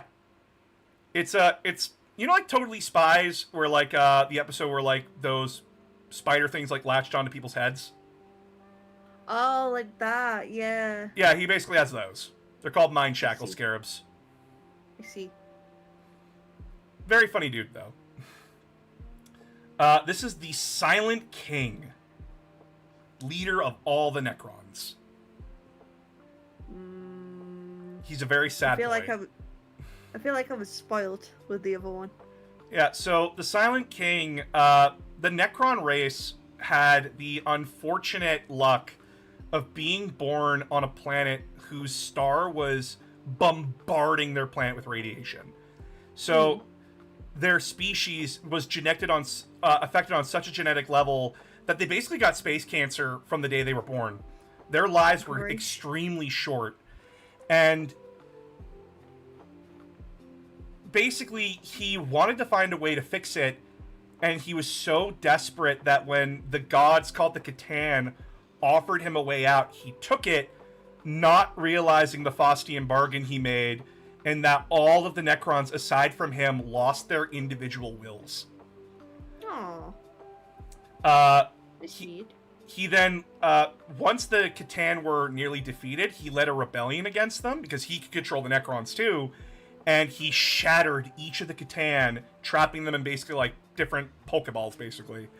And then after that, he broke the thing that, after telling his people to go sleep for however long it took, he broke the thing that controlled all the Necrons, giving them their independence back, and then he exiled himself from the galaxy for millions of years. Because he felt such shame for what he did. And he only came back because the threat of the Tyranids brought him back. That's a desecration demon. Thank you so much for the follow, my lovely. You get a kiss from the kissing booth. Mwah. They lived about 20 years in actual time. Yeah. But now he's back, and he's basically trying to find a way to defeat the Tyranids, and also to return his people back to flesh and blood. I feel like I'd have to get to know this one a bit more. That's fair. He also has mind control, by the way. And a floating throne. The Necrons are space Egyptians and learns that the magic space frogs wouldn't help them. Thank you for the hydrate. Yeah, the funniest thing is, so they went to the oldest race in 40k back millions of years ago. Like, these were enlightened lizards that could create and manipulate life. They basically got on their knees, begged these fucking frogs to help them. And the frog said, "No, we don't mess with life like that. That's just a natural thing that happens." So we can blame all of Warhammer 40k on those fucking frogs. Frogs. Alright, next up is Orokin the Diviner. This is the guy with the time machine. What does he do with the time machine? So he makes predictions, and he's either right, and if he's wrong, he goes back in time to make sure the events happen so he's right. Oh, then he's a little bitch. Pass. Oh yeah, fucking Trazen hates him. This bitch, he cheats. Yes, he does. It's fucking hilarious. Their book, by the way, if I'm ever to recommend a 40k book, Infinite and the Divine, you do not need to have any knowledge of 40k to enjoy it. It's just Looney Tunes cartoons of these two fighting over a map. It's great. Next up, we have Cesaris, the chief scientist of the Necrons. He looks very scary. Oh, he is 100% terrifying. I'm just seeing the art of him ripping the flesh off these people. Oh yeah, no, he's in an animation, and he's experimenting on people through it, and... Oh, then pass. Yeah, I do find him funny, though, because, he is very much an atheist in their universe, and he brings out, like, a Necron sniper, like an assassin, and he basically says, yeah, no, these people are fucking up my plans on this planet, I need you to go kill them, and the sniper says, 6 souls doomed to die. And he looks at the fucking sniper and says, souls? Souls? Don't say this unscientific bullshit in my lab. Get out of here. Absolute fucking lad. Love him. He's funny.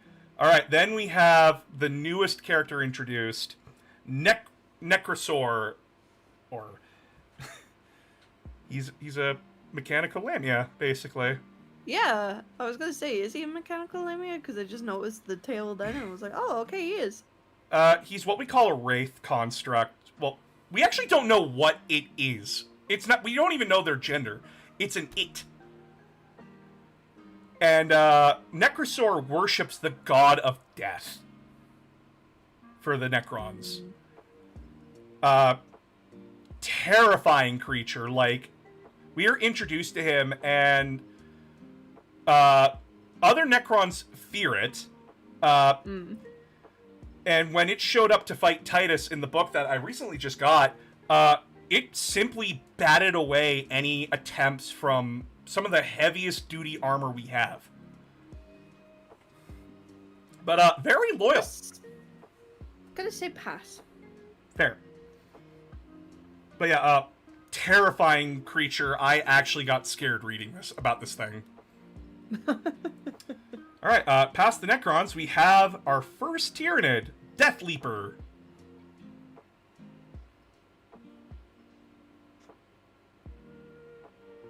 It's got tentacles.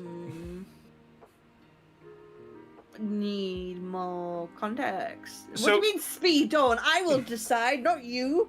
I am in control of this here. So, Death Leaper is what we call a Tyranid Lictor.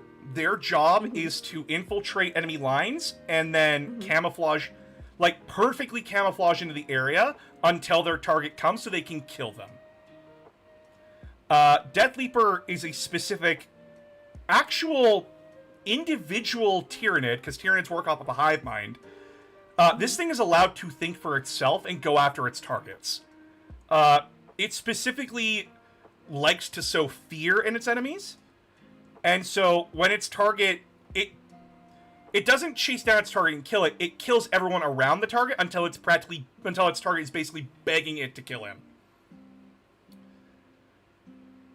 And yeah, so the tentacles do love to fuck people's heads. I'm gonna pass on that one. You got it. The Swarm Lord. This is the big commander bug for the Tyranids. It is a psychic creature. It can mind control you. And it's just absolutely large and terrifying. And yes, it I'm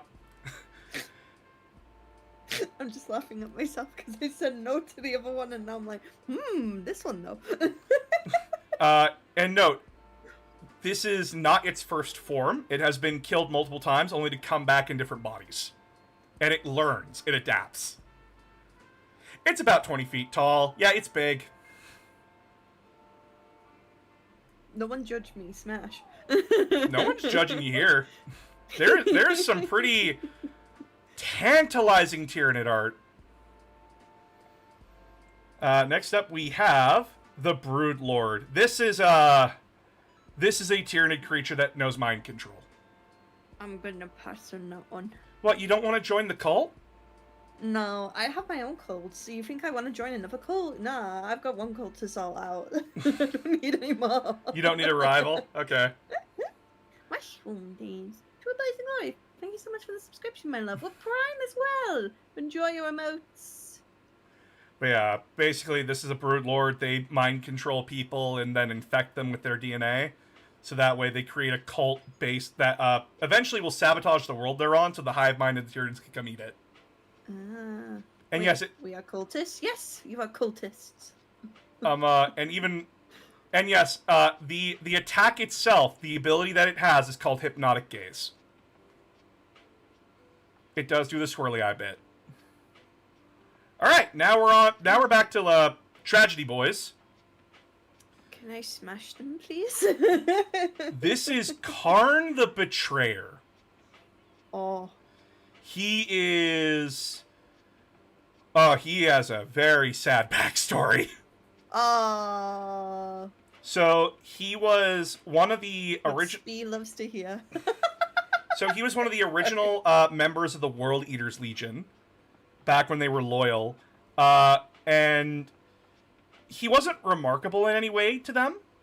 But when they found their Primarch Angron, who is on this list, by the way, Angron was a slave, and he wasn't allowed to die the way he wanted, so he didn't want to lead the World Eaters. It was Karn who convinced him to lead them, citing that, I wish I could have seen your fellow brothers and sisters, your fellow slaves, fight, because they sounded like the greatest warriors I've ever heard of. And then, not only did Angron accept the terms of leading the World Eaters, he made Karn his right-hand man, basically. And the saddest part is, you see like those things that are in his head right there? Uh-huh. Those are called the Butcher's Nails. Essentially, they kick up your aggression, and if you're not angry and killing stuff, they hurt you. To feel closer to his Primarch, who had them in his own head, he put them in them himself. Damn. And it drove this poor fucker mad. And the only person that was keeping him sane was his friend Argil Tal. You can see what happened to Argil Tal because this Karn went full mad. Argil Tal got killed. And yeah, he is the Blood God's greatest champion, and he doesn't want to be. Oh. But he can't stop himself from killing. He's a very sad boy. Oh. Poor boy. Oh yeah, big sad story. So, did you smash or pass him? I smashed before you even said anything. You got it. Moving on to the next one. Typhus, Herald of Nurgle. Of Nurdle. The god of plague and death. That's a pass. Yeah, he is also... So, his name used... I didn't! Don't tell me what to do! Yeah, so, he used to be known as Typhon. And Typhon's story is that he wanted to be like his own boss, but he realized that in this galaxy, you can't be your own boss unless you're a god. But the best you can do is find the person willing to give you the longest leash. So he threw in his lot with Nurgle. And for a reward for betraying his Primarch and his Legion, and turning them to Nurgle's service, he was turned into Typhus the Destroyer Hive. He is now one with his armor. Those stalks have bugs and like disgusting shit coming out of it. Then yeah. Yeah, no, he's this is a pass. This is a pass. That's a pass. All right, next up is Ahriman, Chief Sorcerer of the Thousand Suns. He's my Like favorite the character. design. It's very cool. Oh yeah. So he comes from the Thousand Suns. He his story is that he was their first company captain back when they were loyal, and a whole bunch of stuff happens. They end up getting tricked into betraying the Imperium by accident, and their Legion had a very bad problem called the Flesh Change. So like randomly, one of their members would just turn into a monster. So he tried to find a cure for that.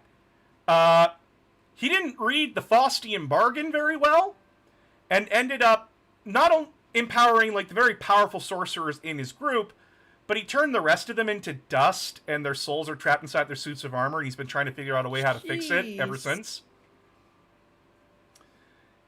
And he is my favorite character in all of Warhammer. Oh, so then pass straight away. No, I'm joking.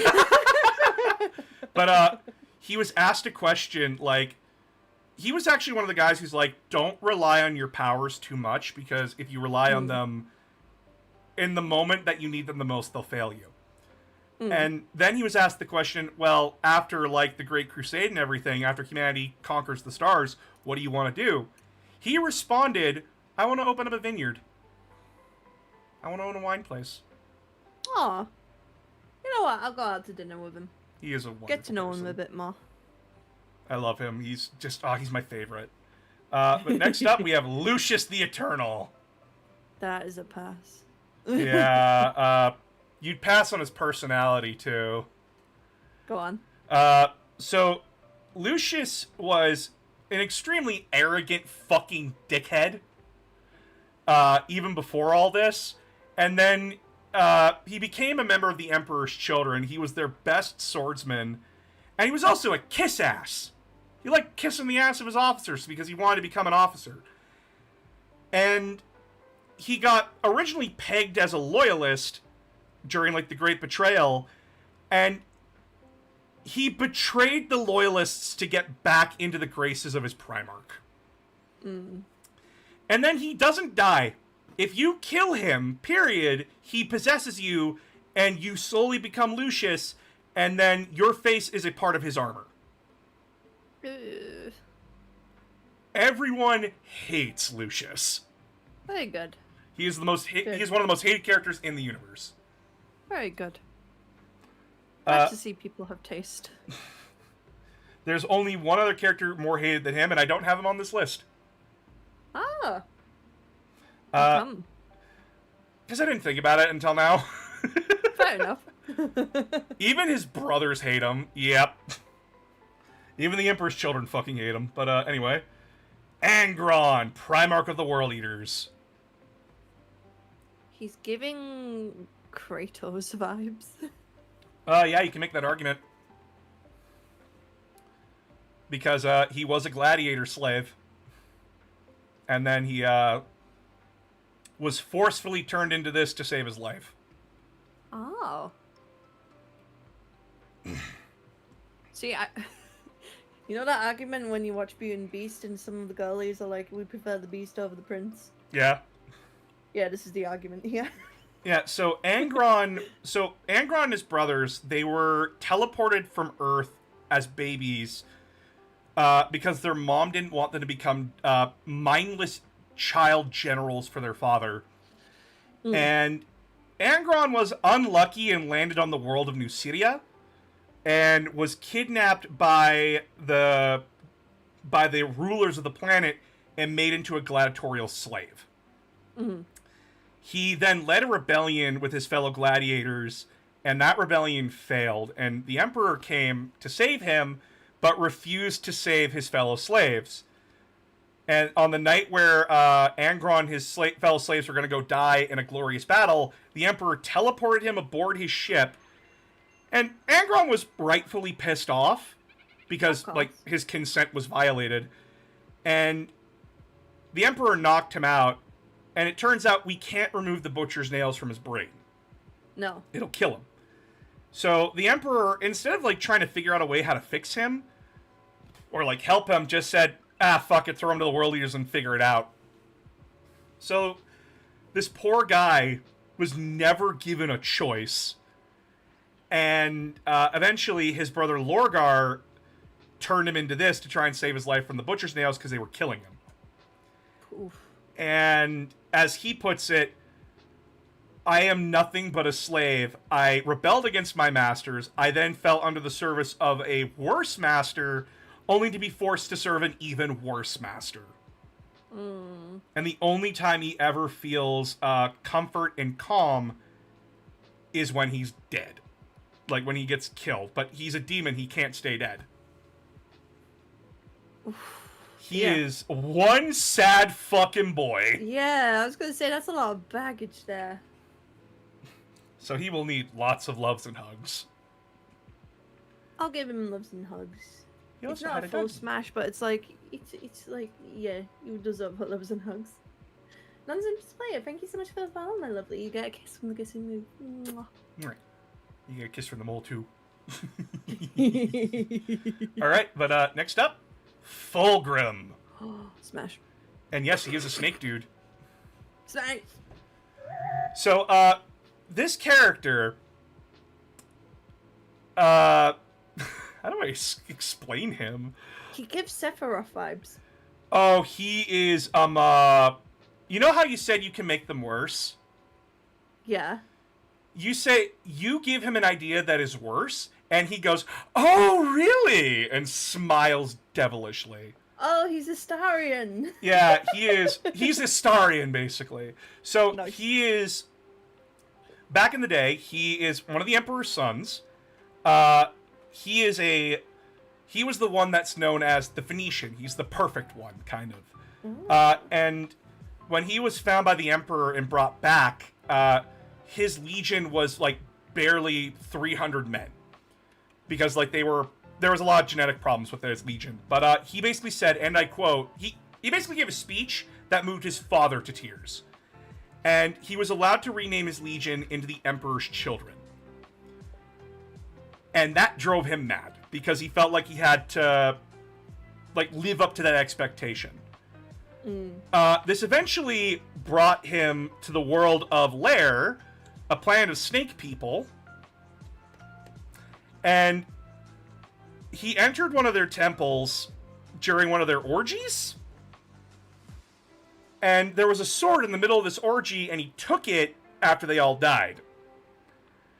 And the sword began talking to him. And he started giving into his worst impulses. Kind of a bit like if you've watched Critical Role with Grog, with what happened when he took one of the swords from who's the vampire guy called again? I forget his name. I forget his name too, but basically, yeah, I know what you're talking about. Silas Briarwood, that's his name. Yeah, but so he ends up joining in on the rebellion against his father, because this demon is just turning him into the worst person, and he is the first person to kill a Primarch. Like, he kills one of his brothers. And then it just goes downhill from there. Oof. Eventually, he becomes a demon prince of Slaanesh. And yes, he's a giant snake. He's a snake demon. Still a wise choice, Slaanesh. And just to make it even better for you, he does have mind control. Oh. His movements are hypnotic, his eyes and his voice are hypnotic. You would be under his spell just by looking at him. Excellent. Joins the orgy. I'm in. It is said that when he's not on campaign, he's on his planet. He's on his pleasure planet, basically. He has a pleasure planet, dude. Yeah, he embraced Slaanesh so hard that Slaanesh was like, fuck yeah, have a planet, dude. But yeah, like, so here's your award, a planet. he is. You just love to see him be a fucking diva. It's great. But next up, Mortarion, Primarch of the Death Guard. As pass. Yeah, you remember Typhus? Yes. The same deal, but he was reluctant in Fair. his joining. He's basically just an edgelord. He's a dick. Yeah. Only rebelled against Dad because Dad made him look weak. So yeah, moving on. Fuck Mortarion. Magnus the Red. My second favorite Primarch. May need to know more. It's getting there. So he's a spellcaster. He's a wizard. One of the like probably either the third or second strongest spellcaster in all of Warhammer. And he's basically, knowledge is power. You should not be afraid of knowledge. And that's what damned him. Because he thought himself smart enough to conquer... Like, he thought himself smarter than life itself. And then life basically kicked him in the nuts and said, no, that's not how that's going to play out. He was so loyal to his father that he tried to warn him about the impending betrayal. Except his father had set up stuff to make sure that magic couldn't pierce his palace. So he made a bad deal with the god of magic of their universe and accidentally destroyed his father's palace, destroying all of his hard work for a secret project that he was working on. And basically accepted that he was going to die. Like, his brother was coming to kill him, basically. But he didn't want his sons to die. Like, he didn't want his legion to get killed for his sins. So he made another deal with the god of magic to save his sons. And Magnus's soul was shattered and then rebuilt over time, and he ascended to demonhood, which is what this is. And source when his soul was rebuilt, it was rebuilt with the starting point of his anger. So basically, the rage part of his mind is in control, whereas like there's one other part of him that's left that hasn't joined it, and it's on Titan, the moon of Titan, orbiting Saturn. He got his back broken like back. Yeah. I'm gonna say pass. Oh, you don't want the giant wings and the nipple horns? I mean, character-wise, I'm just like, he's cool, but not for me. Yeah, that's fair. All right, next up, we have the embodiment of I don't care who the government sends, I'm not paying taxes. That's a strong pass. This is Huron Blackheart, and he is the Reaver Lord of the Maelstrom Zone. He is another favorite character of mine, but yeah, no, his Wallace-looking ass is very much a pass. He's more machine now than man. His story is really cool, but yeah, no, I can see why you would pass on him. Next up is Fabius Bile. Pass. Good. This is the one that I was scared. Why? This is a man whose quote is saying, "Morals and science do not go together. Morals are cringe." Fair enough. He's also... That's a flesh coat he's wearing. Ugh, and yeah, pass. And, yeah, no, he's just, Bad touch. absolutely hilarious to watch him go. You don't want to be anywhere near him. Of course. Like, fuck, you ever play Final Fantasy VII or, like, ever watched it? No. Okay, the scientist guy's not gonna work here. Think any crazy scientist from any anime that you fucking despise.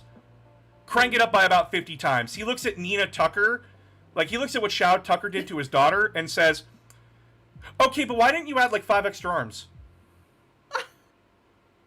Like, this is weak sauce, dude. You can make it better. Gracious. Abaddon the Despoiler. This is the big bad of 40k. Pass. You don't even want Random, don't you start with that, Edward. Edward. But yeah, No, so you he's stop as well. so this is the big bad of 40k. He was the first captain to Horus Lupercal, the arch traitor. And essentially his story is how he goes from being a loyal son to being the universe's ultimate nihilist. And that he learns, the greatest lesson he learned from his father's betrayal is that the galaxy is meaningless. Like, this universe is nothing but cruelty, bloodshed, and war. He basically figured out 40k. And his goal is to burn everything to the ground. Let nothing stand. Because this universe is so fucked up, you might as well start from zero again. Oh, he's like Vecna. Yeah. And note, that sword there, Draknien, it is a sword formed from the first murder. Oh. Yeah. Cain and Abel. The raw emotion that Cain had killing his brother formed into a demon that even the gods fear, and he wields that as a sword Gracious. Epic. now. Yeah, cool character, really cool backstory, but I can see why you pass on him. Lots of daddy issues. Yeah. Next up is Skarbrand, chosen bloodthirster / exiled bloodthirster of the blood god Khorne. Like the band. Skarbrand was Khorne's greatest bloodthirster, and like he had no equal. He was number one.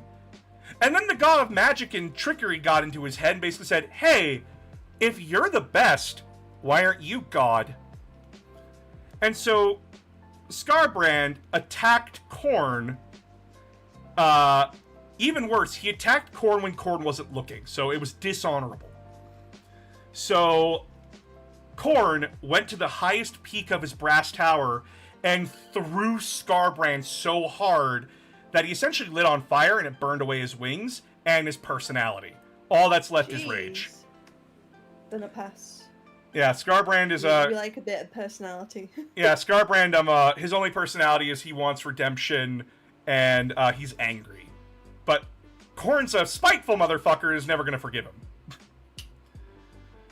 But still one of his best bloodthirsters. Anyway, next up. Pass. What? But Monarch Hey. said smash. Oh, I say pass. So this is Rodagus. This is the greatest demon right now of When you say Nurgle. monarch, you mean Amma? Yeah, Amelie. Amma, what is Amma? They had a Amma. special If system. you ever watch this, Amma, like, literally, I don't think you will, but Amma, we need words. We need words. I What is wrong with you? believe she couldn't say no because they had like a certain. They made a rule where like you could only say no a certain amount of times. So I don't know if she used up all her no's by that point, but she did say smash on this one. So this is Rodagus. This is one of Nurgle's greater demons. And by the way, Nurgle is not characterized as a depressing fuck. He's characterized as a loving, funny grandpa. Because death is inevitable, you should just accept it. And Rodagus is very much like the embodiment of that. He's very happy, he's very jovial, will tease you kind of a thing. And his staff is made from one of the branches of the Tree of Life. Cool. Don't want to hang around him. No. Alright, next up is Kairos Fateweaver. Pass. Not even the demonic part. You're saying no to all the demons. Am I? Yeah, you said no to Skarbrand, you said no to, like, these are actually, like, the pure demons kind of a thing. That's what I mean. Ah, okay. So, Kairos Fateweaver is the greatest demon of the god of magic. He's a very powerful spellcaster. Now, normally, the greater demons of Tzeentch don't have two heads, but, in the center of the universe is called the Well of Eternity, and that's essentially like, if you want to know everything that's going to happen in Warhammer, you go in there, but it doesn't like when people do that, so it tends to kill them. So, Tzeentch just said in for a penny and tossed Kairos in, and then Kairos came out with two heads. One sees all of the past, one sees all of the future, he cannot see the present. So he'll seize what he sees and tastes what he'll eat, and then he feels it in the other head, but he doesn't know in the moment. Ah, I see. Yeah, I'm kind of establishing that for Extra but like they seem quite extreme. Yeah, these are very extreme beings. What's funny is that he also does the bit of one of us tells nothing but truth, the other tells nothing but lies. Ah, I see. And he's a prick. He'll switch which head's doing it. So you can never know, but you know it's the absolute truth when both heads are saying the same thing. Okay. Uh, I am. Don't you start with this random. Vashtor the Arcathane, the great weapons dealer of the great game. See, this one is a maybe. So the interesting thing is about Vashtor, he is for a demon, like, when you think of demons, like, they're tricky, they're deceptive. Vashtor's not like that. He doesn't have time for that shit. He's very straightforward and blunt with what he wants. Yeah. So, like, when he's making a deal with you, he looks at you and says, you have to do this thing in this X amount of time, or I enslave you. That's fair. And that's blunt and straight to the point. yep. In fact, the event that he was introduced in, Arcs of Omen, his entire thing is like, hey, Abaddon, I see your ship's damaged. Would you like to help me and gain my favor? Because I want to become a god. Oh, shit, I forgot to include Be'lakor on here. Oops. Oh, well, Bellacor's a bridesmaid, never a bride. Anyway. But, yeah, so Vashtor's entire shtick is that, like, he basically makes all the weapons for the gods. And he wants to become a god. Fair. Man that has ambition. I think that's gonna be a maybe at the moment. All That's right. gonna be take you out to dinner, maybe have a wine or two. So, you know the first guy you said smash on, Lionel Johnson? Yes. His planet got blown up. He then grabbed Uh-huh. that guy's planet and then stitched it back together and turned it into his own demonic fortress. And basically, he made it into the wow. TARDIS. He made his own Just TARDIS there out of a like, planet. Yep. Yep. And by the way, tentacles are a thing with him. Excellent, excellent. But moving on, Shalaxia Hellbane, Greater Demon of Slaanesh. I did that.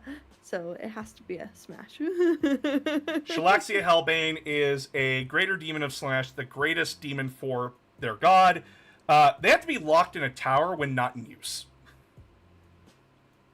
because they always want to go hunting. Oh, okay.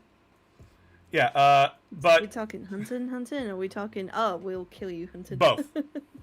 Fair enough. Right now they're hunting down the Inari. Specifically, Okay. the elf you said smash, smash, smash, smash, mommy, smash. Alright, I think we're up to the gods. Well, no, I feel bad. Oh, Oh, smash. yep, this is the mask. She's kind of tragic. So, she was one of Slaanesh's favored demonesses. And one day, Slaanesh was in a bad mood, so to try and cheer Slaanesh up, she did a beautiful dance for him. The problem was that Aw. Slaanesh took offense to that, because he didn't read the room properly, and now she's forced to dance forever. Dude, how do you misinterpret a dance? Because Slaanesh is a petty bitch. Fair. Yeah, smash on the mask. Yes. Alright. Then we have Skulltaker. Champion of Corn. That tongue.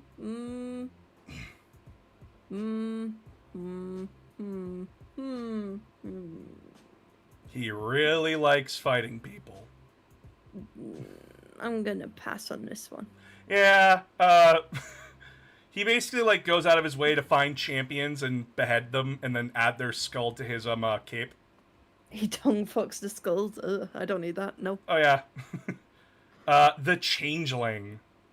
That's a smash. And you know the best part? Yeah. Shapeshifter. He can be anything you Ditto. want. Yay. Nice. He can be anything you want him to be. Oh, He can even be you. Here we go. He even has mind control. Me?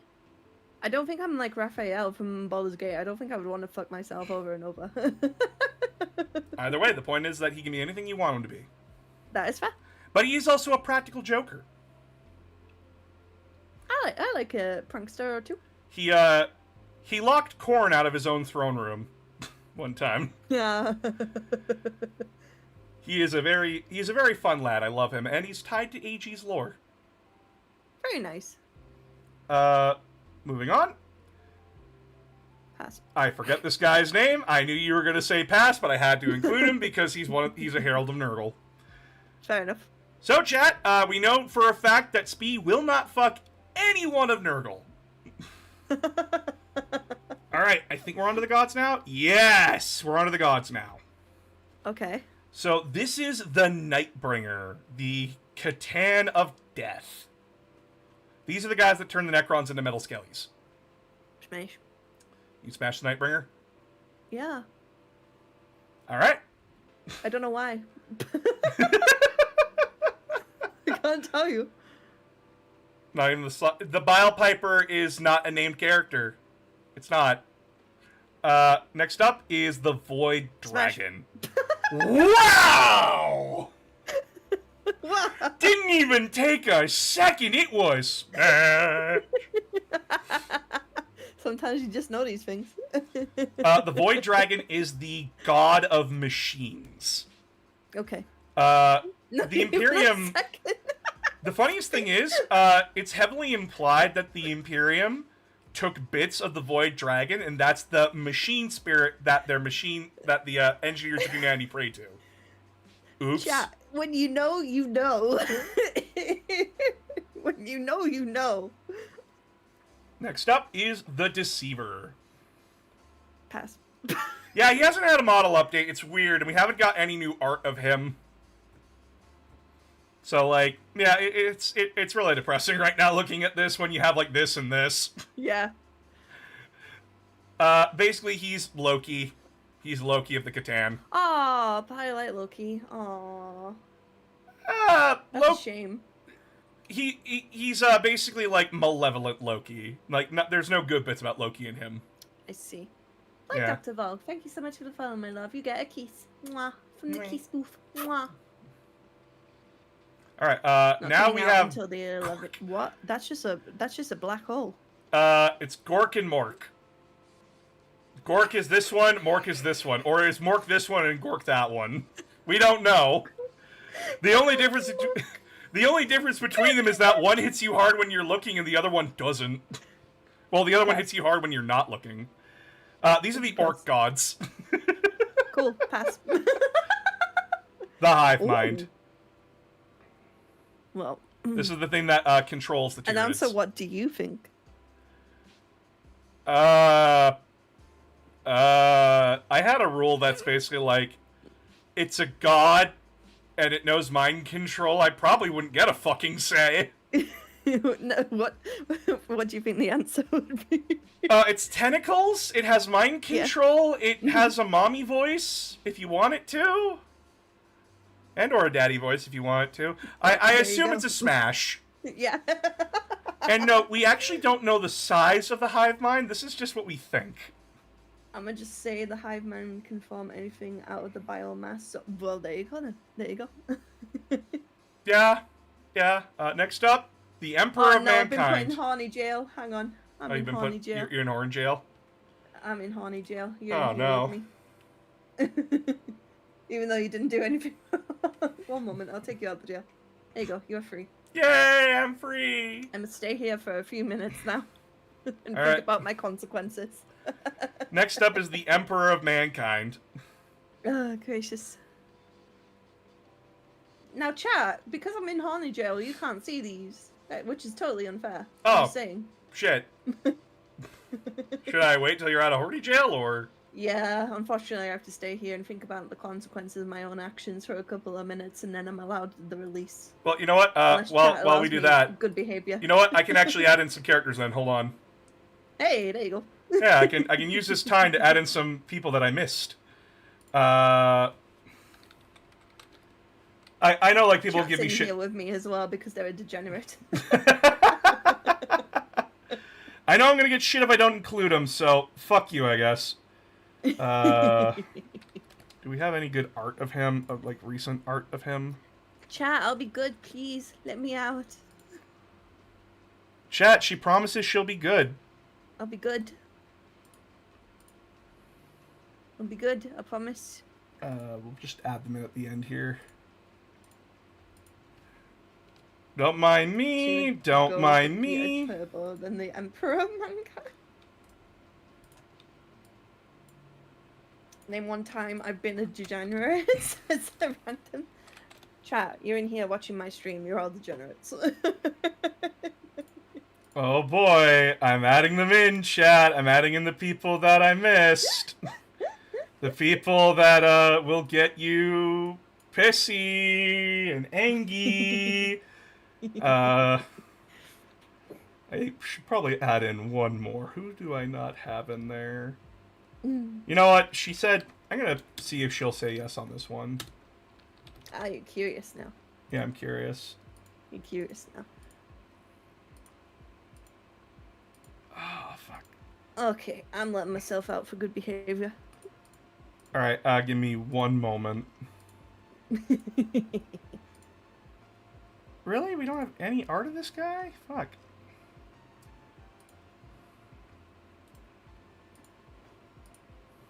Fine, you get his So model. I'm guessing only a couple of these have, like, just models, as you say. Yeah, because, like, these were new characters, so they don't have a lot of art. Ah, fair enough. But, they'll come in later. But, right now, getting back to this. Sharing the screen again. Sets up the screen. Waits for it to load. There we go. The Emperor of Mankind. He's a pass. He's a pass. Not even past him. Mm-mm. No. Maybe past him. Maybe. He's an asshole. That's fair. Remember, this is the same guy that That's a good choice basically. in the past. This is the same guy that like threw anger onto his legion and said, "Figure it out." Oh, then hard pass. There we go. Yeah, he's a dick. Not the dad of dads. Yeah, no. I affectionately refer to him as sperm donor. Sperm donor. Yeah, because the Primarchs do have a mom. Her name is Erda, and the Emperor and her couldn't have sex, so it was like incubation and everything. So they're test tube babies. Why can't they have sex? He's huge. Like He's huge? He's big boy. Oh, I thought it was going to be one of those situations where you can't get it up. No, he's just really big, and she's a regular human. But yeah, next up is the Avatar of Cain, or the God of War for the Eldar.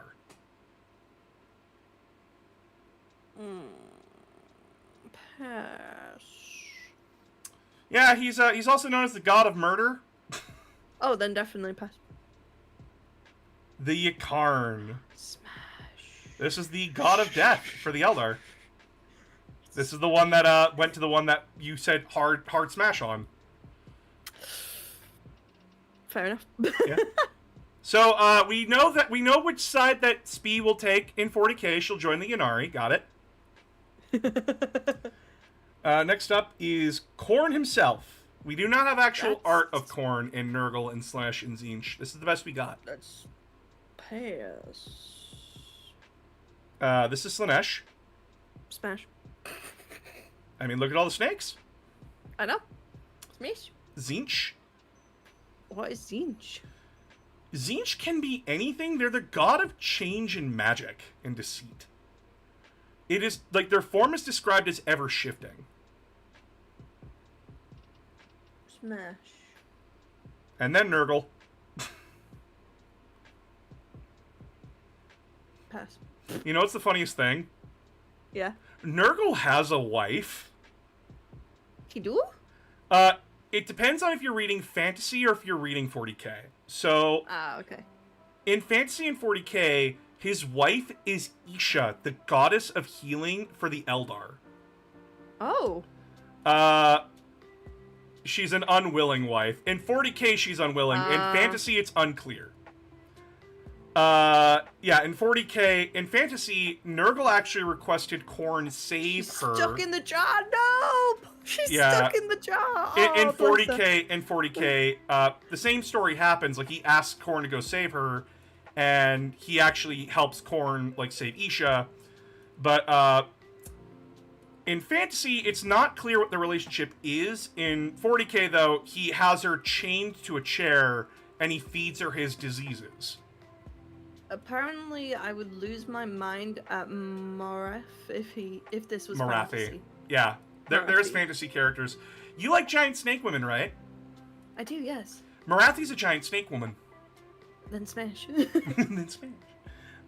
It's me. Actually, you remember that model that I made of you? Yeah.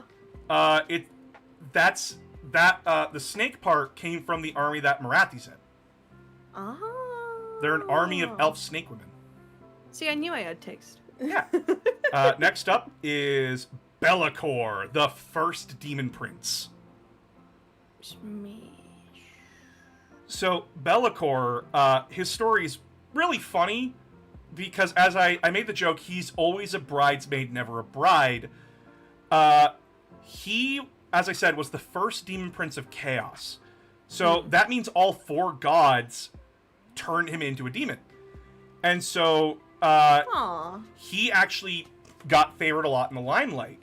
And all the gods, they wanted to have him do something for them. They had to give him rewards if they wanted anything. But eventually, they figured out, like, oh, I can just make my own demon princes. So he started losing more and more favor.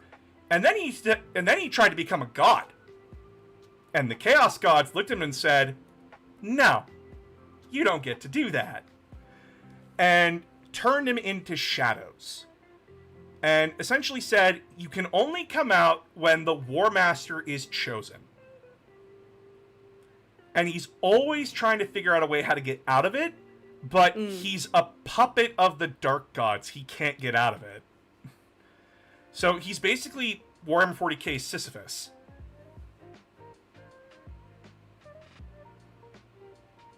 And we actually, the coolest thing is that in one of the video games, we actually did finally get his voice, and it's, yeah, no, you would smash immediately if you heard him.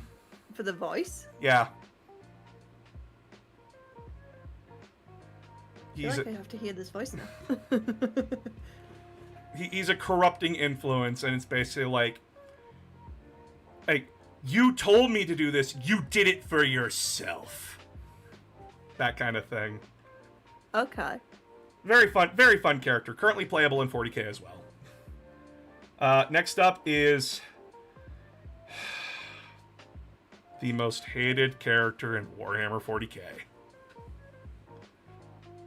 Male or female? Erebus. Erebus. He is a man. He is the most hated character in all of Warhammer. The fans constantly tell the authors, you cannot make this guy worse. The authors then all look at each other, nod in compliance, and go, bet. Can I have context, please? So back when this guy was a child, he liked to mess with scorpions. And after getting messed with a scorpion, his parents said, and I quote, "Why can't you be like that good boy Erebus over there? He wants to become a priest." This child then looked at them and said, "Oh, those fat, lazy, corrupt fucks in the capital? Fuck yeah, I want to be that." So he kills Erebus in his sleep, takes his fucking name, and then wanders off into the desert. He then proceeds to join the church, and by the way, on this planet, they worship the Chaos Gods. And he doesn't even believe in them. But then he sees a sacrifice happen, sees demons, and goes, I want to fuck with that. And then proceeds to become 40k's biggest problem. I.e., the universe cannot move unless I am there. Anything that this man does, he does it for chaos. He is a monster. Any character that you like, he will stab them. Any character that you fucking hate, he will bring them up to the highest peaks, because it's easier for me to gain power through that way. He kills my favorite character in the Horus Heresy at the fucking end of the series, and is still alive in modern 40k. Never gets his fucking comeuppance.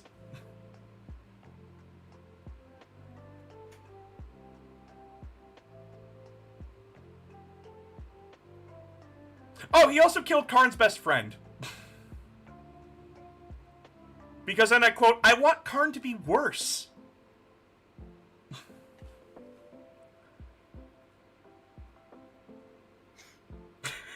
You're laughing. I'm very scared what you're gonna say.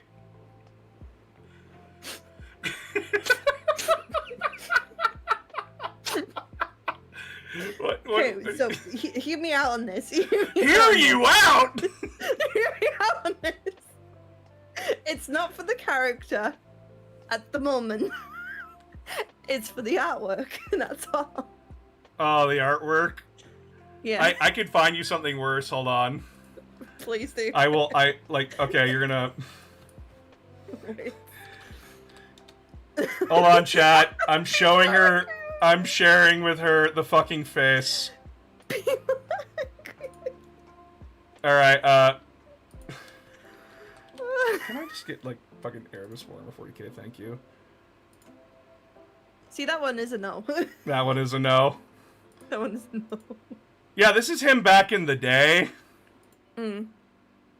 Like, this is how he looked back in the day. He looks like Thanos there. Yeah, and then, this is him in modern 40k.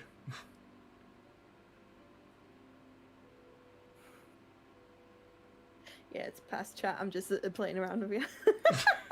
Thank God! Oh my God, I was scared there for a second. I'm like, Please don't say Smash on the worst fucking No, character. I was laughing because I was like, I could be very evil here. Yes, you could. You could be very evil. See, I'm the type of person that looks like Muzan Kibuchi. I know I suck. Who likes Muzan? Because, you know, I'm that person. Yeah, he's, holy shit, he's the worst. Then we have Athon Sean. He's the newest character for the Raven I know, Guard. if I could give the subs. This is the guy that took over for Kayvon. Maybe a Smash. Maybe. Yeah, until we get artwork of him, this is the best we have. Mm. Alright, and then Really cool design. Oh, yeah. Like, a lot of people took his model and are heavily customizing it for their factions. It's really cool. But last but not least, this was the brand new model that was released, that was announced today. Pass. But Hot Girl Summer, his belly's out. This is a demon engine known as a Defiler. So. Oh my god. So yeah. They twinkified my Defiler. Show her Lotara. Lotara? Yeah. Fuck, give me a minute. Who's Lotara again? Give you a minute.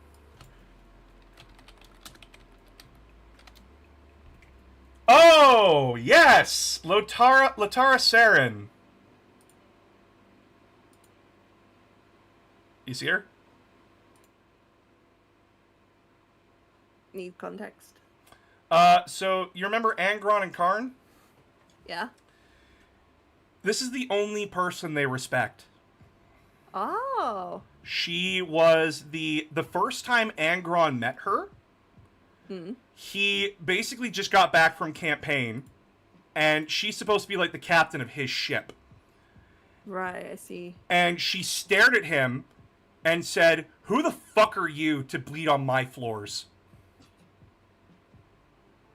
He then laughed and put his bloody hand on her chest, hence why she has the bloody handprint, and said, "You are an honorary member of my legion just for that."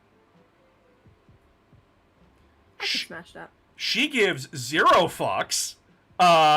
She is not scared of the Space Marines at all. And she is known for... You remember, like, the big boxy dude I showed you earlier? Like, the robot guy? Like, the big boxy robot? She wakes one of them up to, like, help defend the ship when, like, the guy who was supposed to be defending it left. Ooh, excuse me. And then while she's waiting for that guy to get back, she's playing fucking cards with it. Because she's bored. And then when that guy gets back, her immediate response is to draw her pistol and start firing on him. He is 3 times her size and will squish her head. And she does not give a fuck. And then later on, we learn what finally happened to her. She became one with her ship. She is now basically a vampire. Oh. And she is called the Mistress. Nice. Yeah, this is Lotara Saren. Nice. Please show her Archaon, please. Guys, this is 40k. If I start showing her fantasy... Alright, I'm going to show Would I you... be in trouble with the fantasy? Oh, you would be very much in trouble. There's a lot of characters in... There's a lot of characters in fantasy that you will lose your mind on.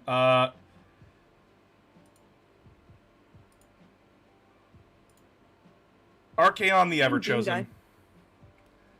Yeah, Doom guy. You remember how I said Abaddon's the ultimate nihilist? Yes. This guy's the same way, but it's because he was dealt the worst hand from the start. He basically was a paladin, and he learned that he was going to bring the end of the world. Hmm. And he's like, no, that can't be. I can't possibly be that person. And then he learns that his dad is fucking Be'lakor in this universe. Because his Be'lakor's a prick. And eventually he says, nah, fuck it. Fuck chaos. Fuck the gods. Fuck this world. If I can't be happy, no one can. That's fair. He also rides a 3-headed demon dragon Oh, nice.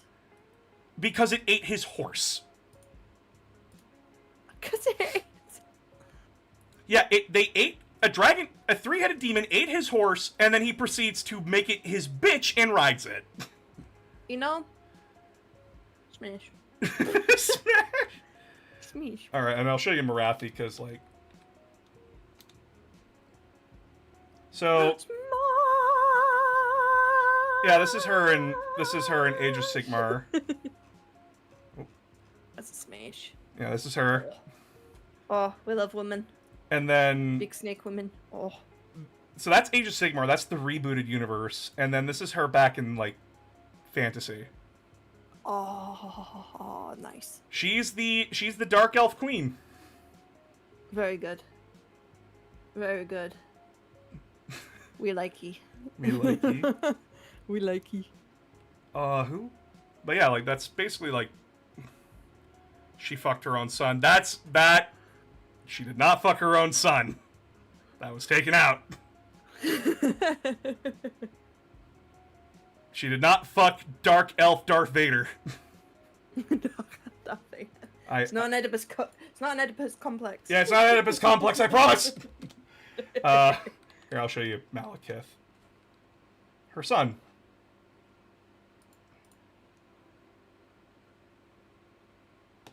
Dark Elf Darth Vader.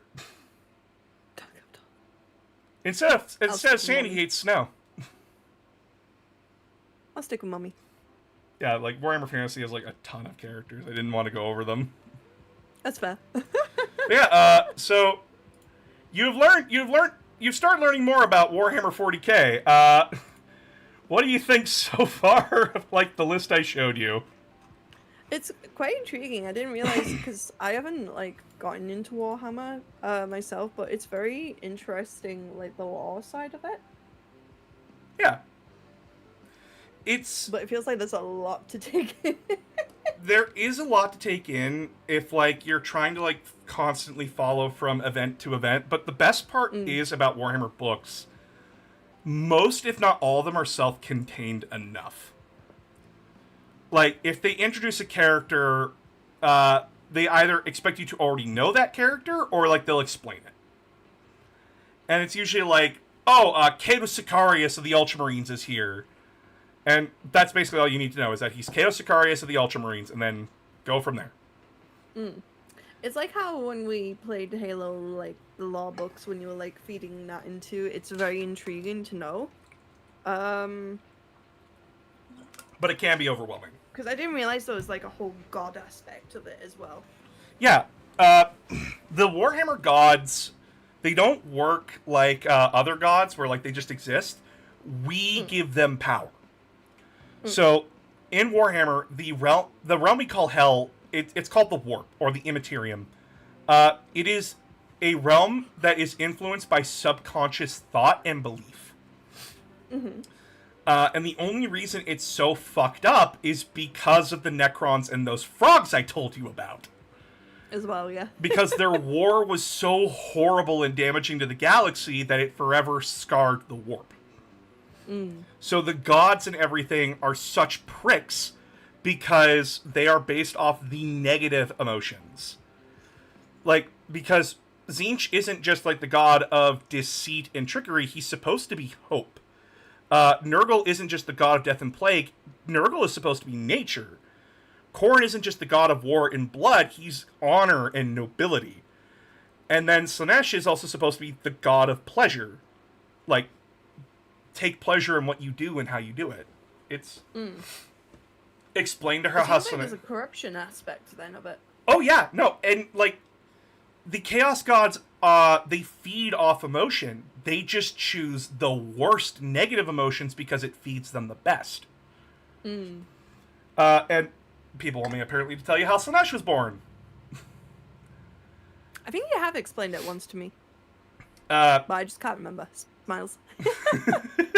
So, Slaanesh was the... Ooh, did my music stop playing? What? Oh, there we go. So...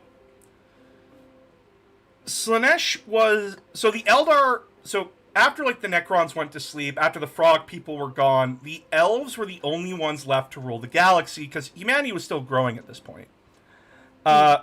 So the elves basically took the technology of those ancient fucking frogs and used it to help like colonize and take over the galaxy.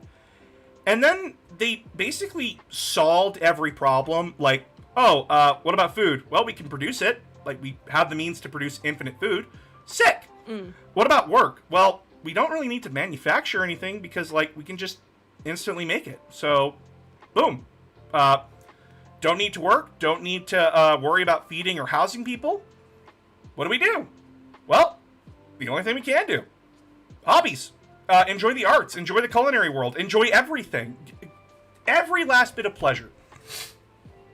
But, you see, the problem with the elves is that their senses are much more heightened and attuned than ours. So, Yeah. like, imagine, like, biting into, like, a tasty steak. To them, that's bland as shit. Like, your tastiest steak is bland to them. Or, like, if someone passed gas and it smelled bad, you're like, huh, what the fuck? They'd be puking on the ground. And the problem is that their bodies also build up a tolerance quick. So anything that does bring them pleasure, it doesn't bring them pleasure for long. So they needed to go to greater lengths to get that pleasure. This led to what we called the pleasure cults, where they took it to such extremes that Slaanesh started forming. And during the height of the pleasure cult's debauchery, Slaanesh was born and tore a hole in reality that basically leads into the warp in space. Jeez. The joke is that the Eldar murder fucked a god into existence. And Slaanesh is characterized as like falcons and snakes in Warhammer, like perfect, elegant, smooth beings. Yeah. It's why like Fulgrim is a giant snake man.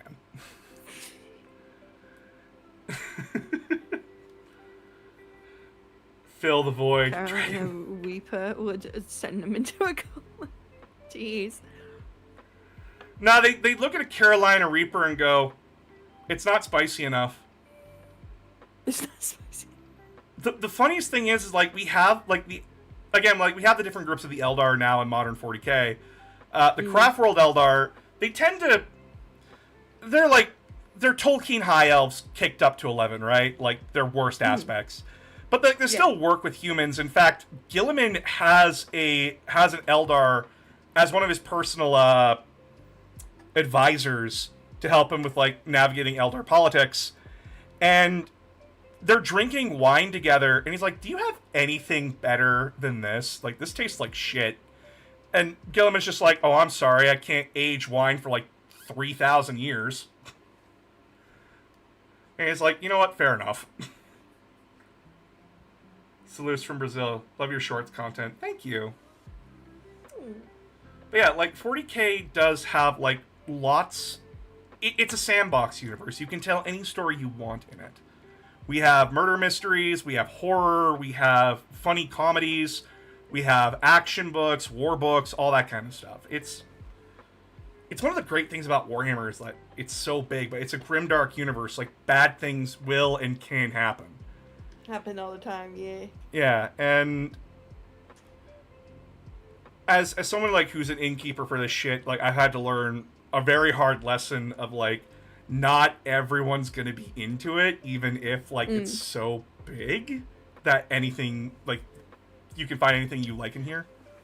I think for me, it's because like the only thing I knew about Warhammer before like I met you and like before chatting was just like the miniatures side of it, and then like seeing like the whole effort people go into making like these battlements and like the minis and stuff like that. And I was like, oh, that's pretty cool. I wish I had time for that, but I don't. And then I didn't know about the whole lore aspect of it. Yeah, So learning more about the lore, it's intriguing. I feel like I don't want to like what's the best way of putting this?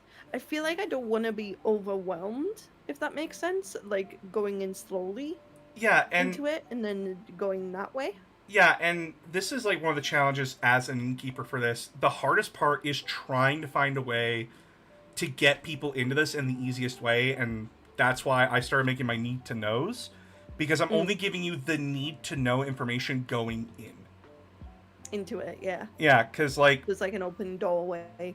yeah, and then when someone's like, oh well, what's the best way to get into it? I look at them straight in the eye, say, look at which faction's the coolest to you, stick to that faction, and then start expanding your horizons when you feel like there's nothing left to learn. Well, here, give me some homework based on your findings today. What would you say is best for me to have a look into?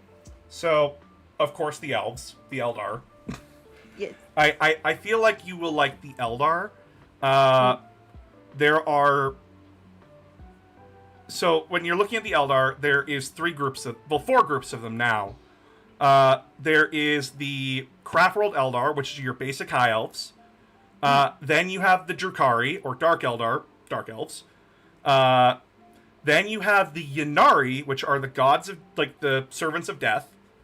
And then the Harlequins, which are the servants of the Clown God.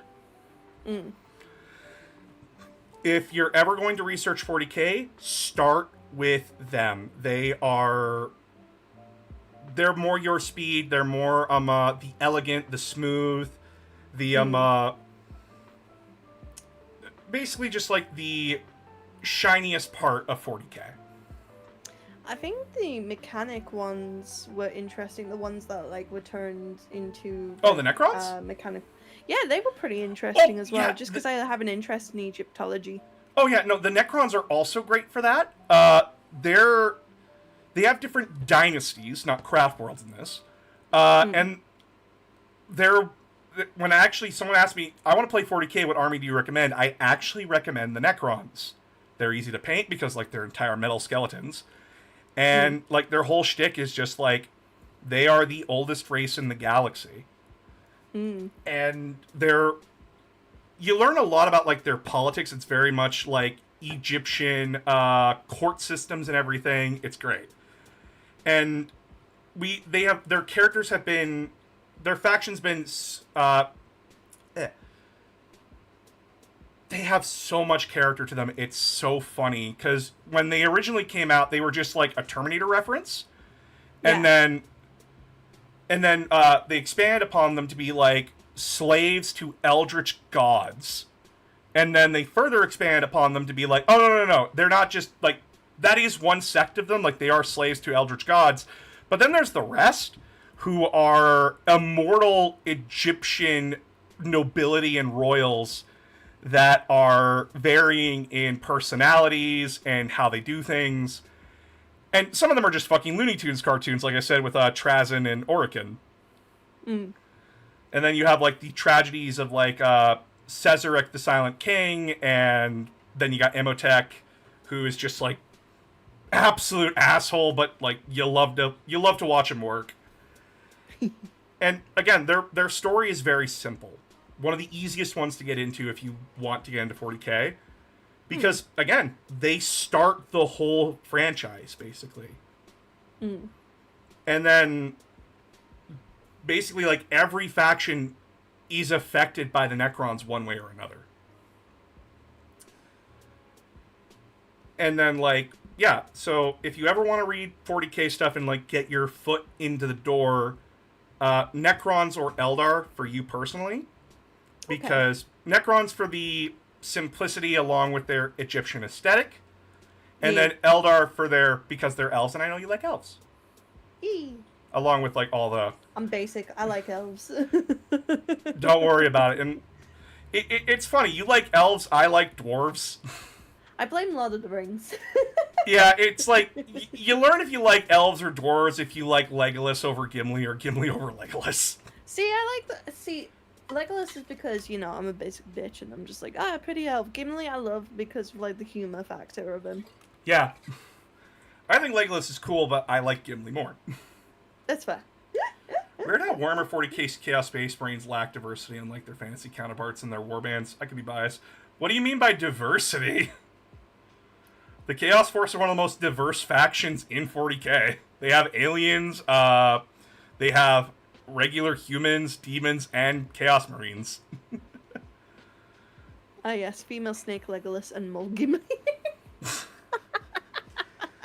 But yeah, I see that. I see that. oh, I completely forgot that the Drukhari actually do have snake people as mercenaries. Shit. Oops. Mind Well, saying the see, mi- again, there's so much. mind saying the aliens. Huron Blackheart has an alien in his command squad, but like they have confirmed like the Chaos Space Marines do work with aliens. But yeah, anyway. But yeah, like so Necrons are a great start. They're very simple. You just learn their history, like their tragic backstory, and then you read about them in modern 40k, and their stories are basically like, hey, we've been asleep for like millions of years. What the fuck happened? Yeah. And then I think again, Infinite and the Divine is like one of the best books to read if you're new to 40k and you just need like a simple story to get into the universe. Because I'm trying to read a bit more, and I said to people, I'm like, if you have anything recommendation-wise for me reading-wise, go ahead. Send it my way. I'll send you some books, but Infinite and Divine, Trazen offhandedly remarks, oh yeah, since we're immortal, our stage plays can take up to like thousands of years to complete. It's awful. But like, what else are we to fucking do? We're immortal. And we can't tell what time is anymore, so it's genuinely entertaining. And then the Eldar books are basically like, oh wait, there is a new Eldar book that would be perfect for you. Holy shit! My brother read it too. Would you like to hear how he describes it? Go ahead. Gay Abraham Lincoln saves the slaves. But it makes a difference from Abraham Lincoln kills vampires with big axe. It was the funniest fucking thing I've ever heard from him. And I'm just like, that's a glowing review from you. And he's like, yep. I'm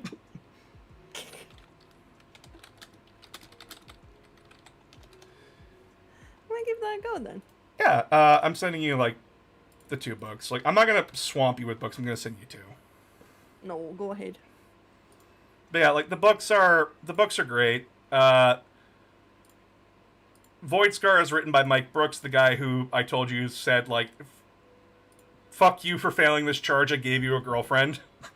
Because usually, rather than like spending my night doom scrolling, I'm trying to like go to bed and read a book instead now. So then that way I'm like heightening my brain. I'm not being dumb anymore. I wish to be smarter. I wish to be smarter. Don't worry, reading makes me smarter. Did I tell you what I do with my wife? Go on. So, I wanted to read more and improve my voice acting, right?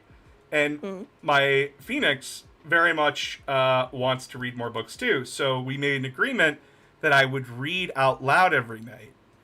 And it's been very fun. I've been reading to my wife. I think I remember you saying, yeah. Speed is developing a second brain cell.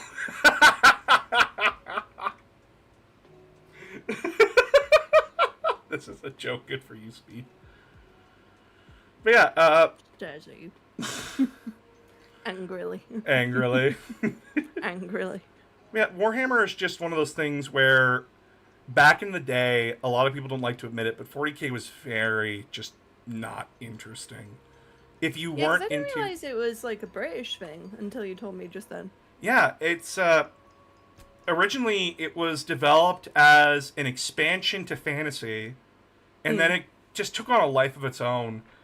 And it started off as more of like a critique of far-right British politics by just taking far-right British politics to the extreme. And And then later on, they expanded it more to be like its own grimdark universe. It coined the term, and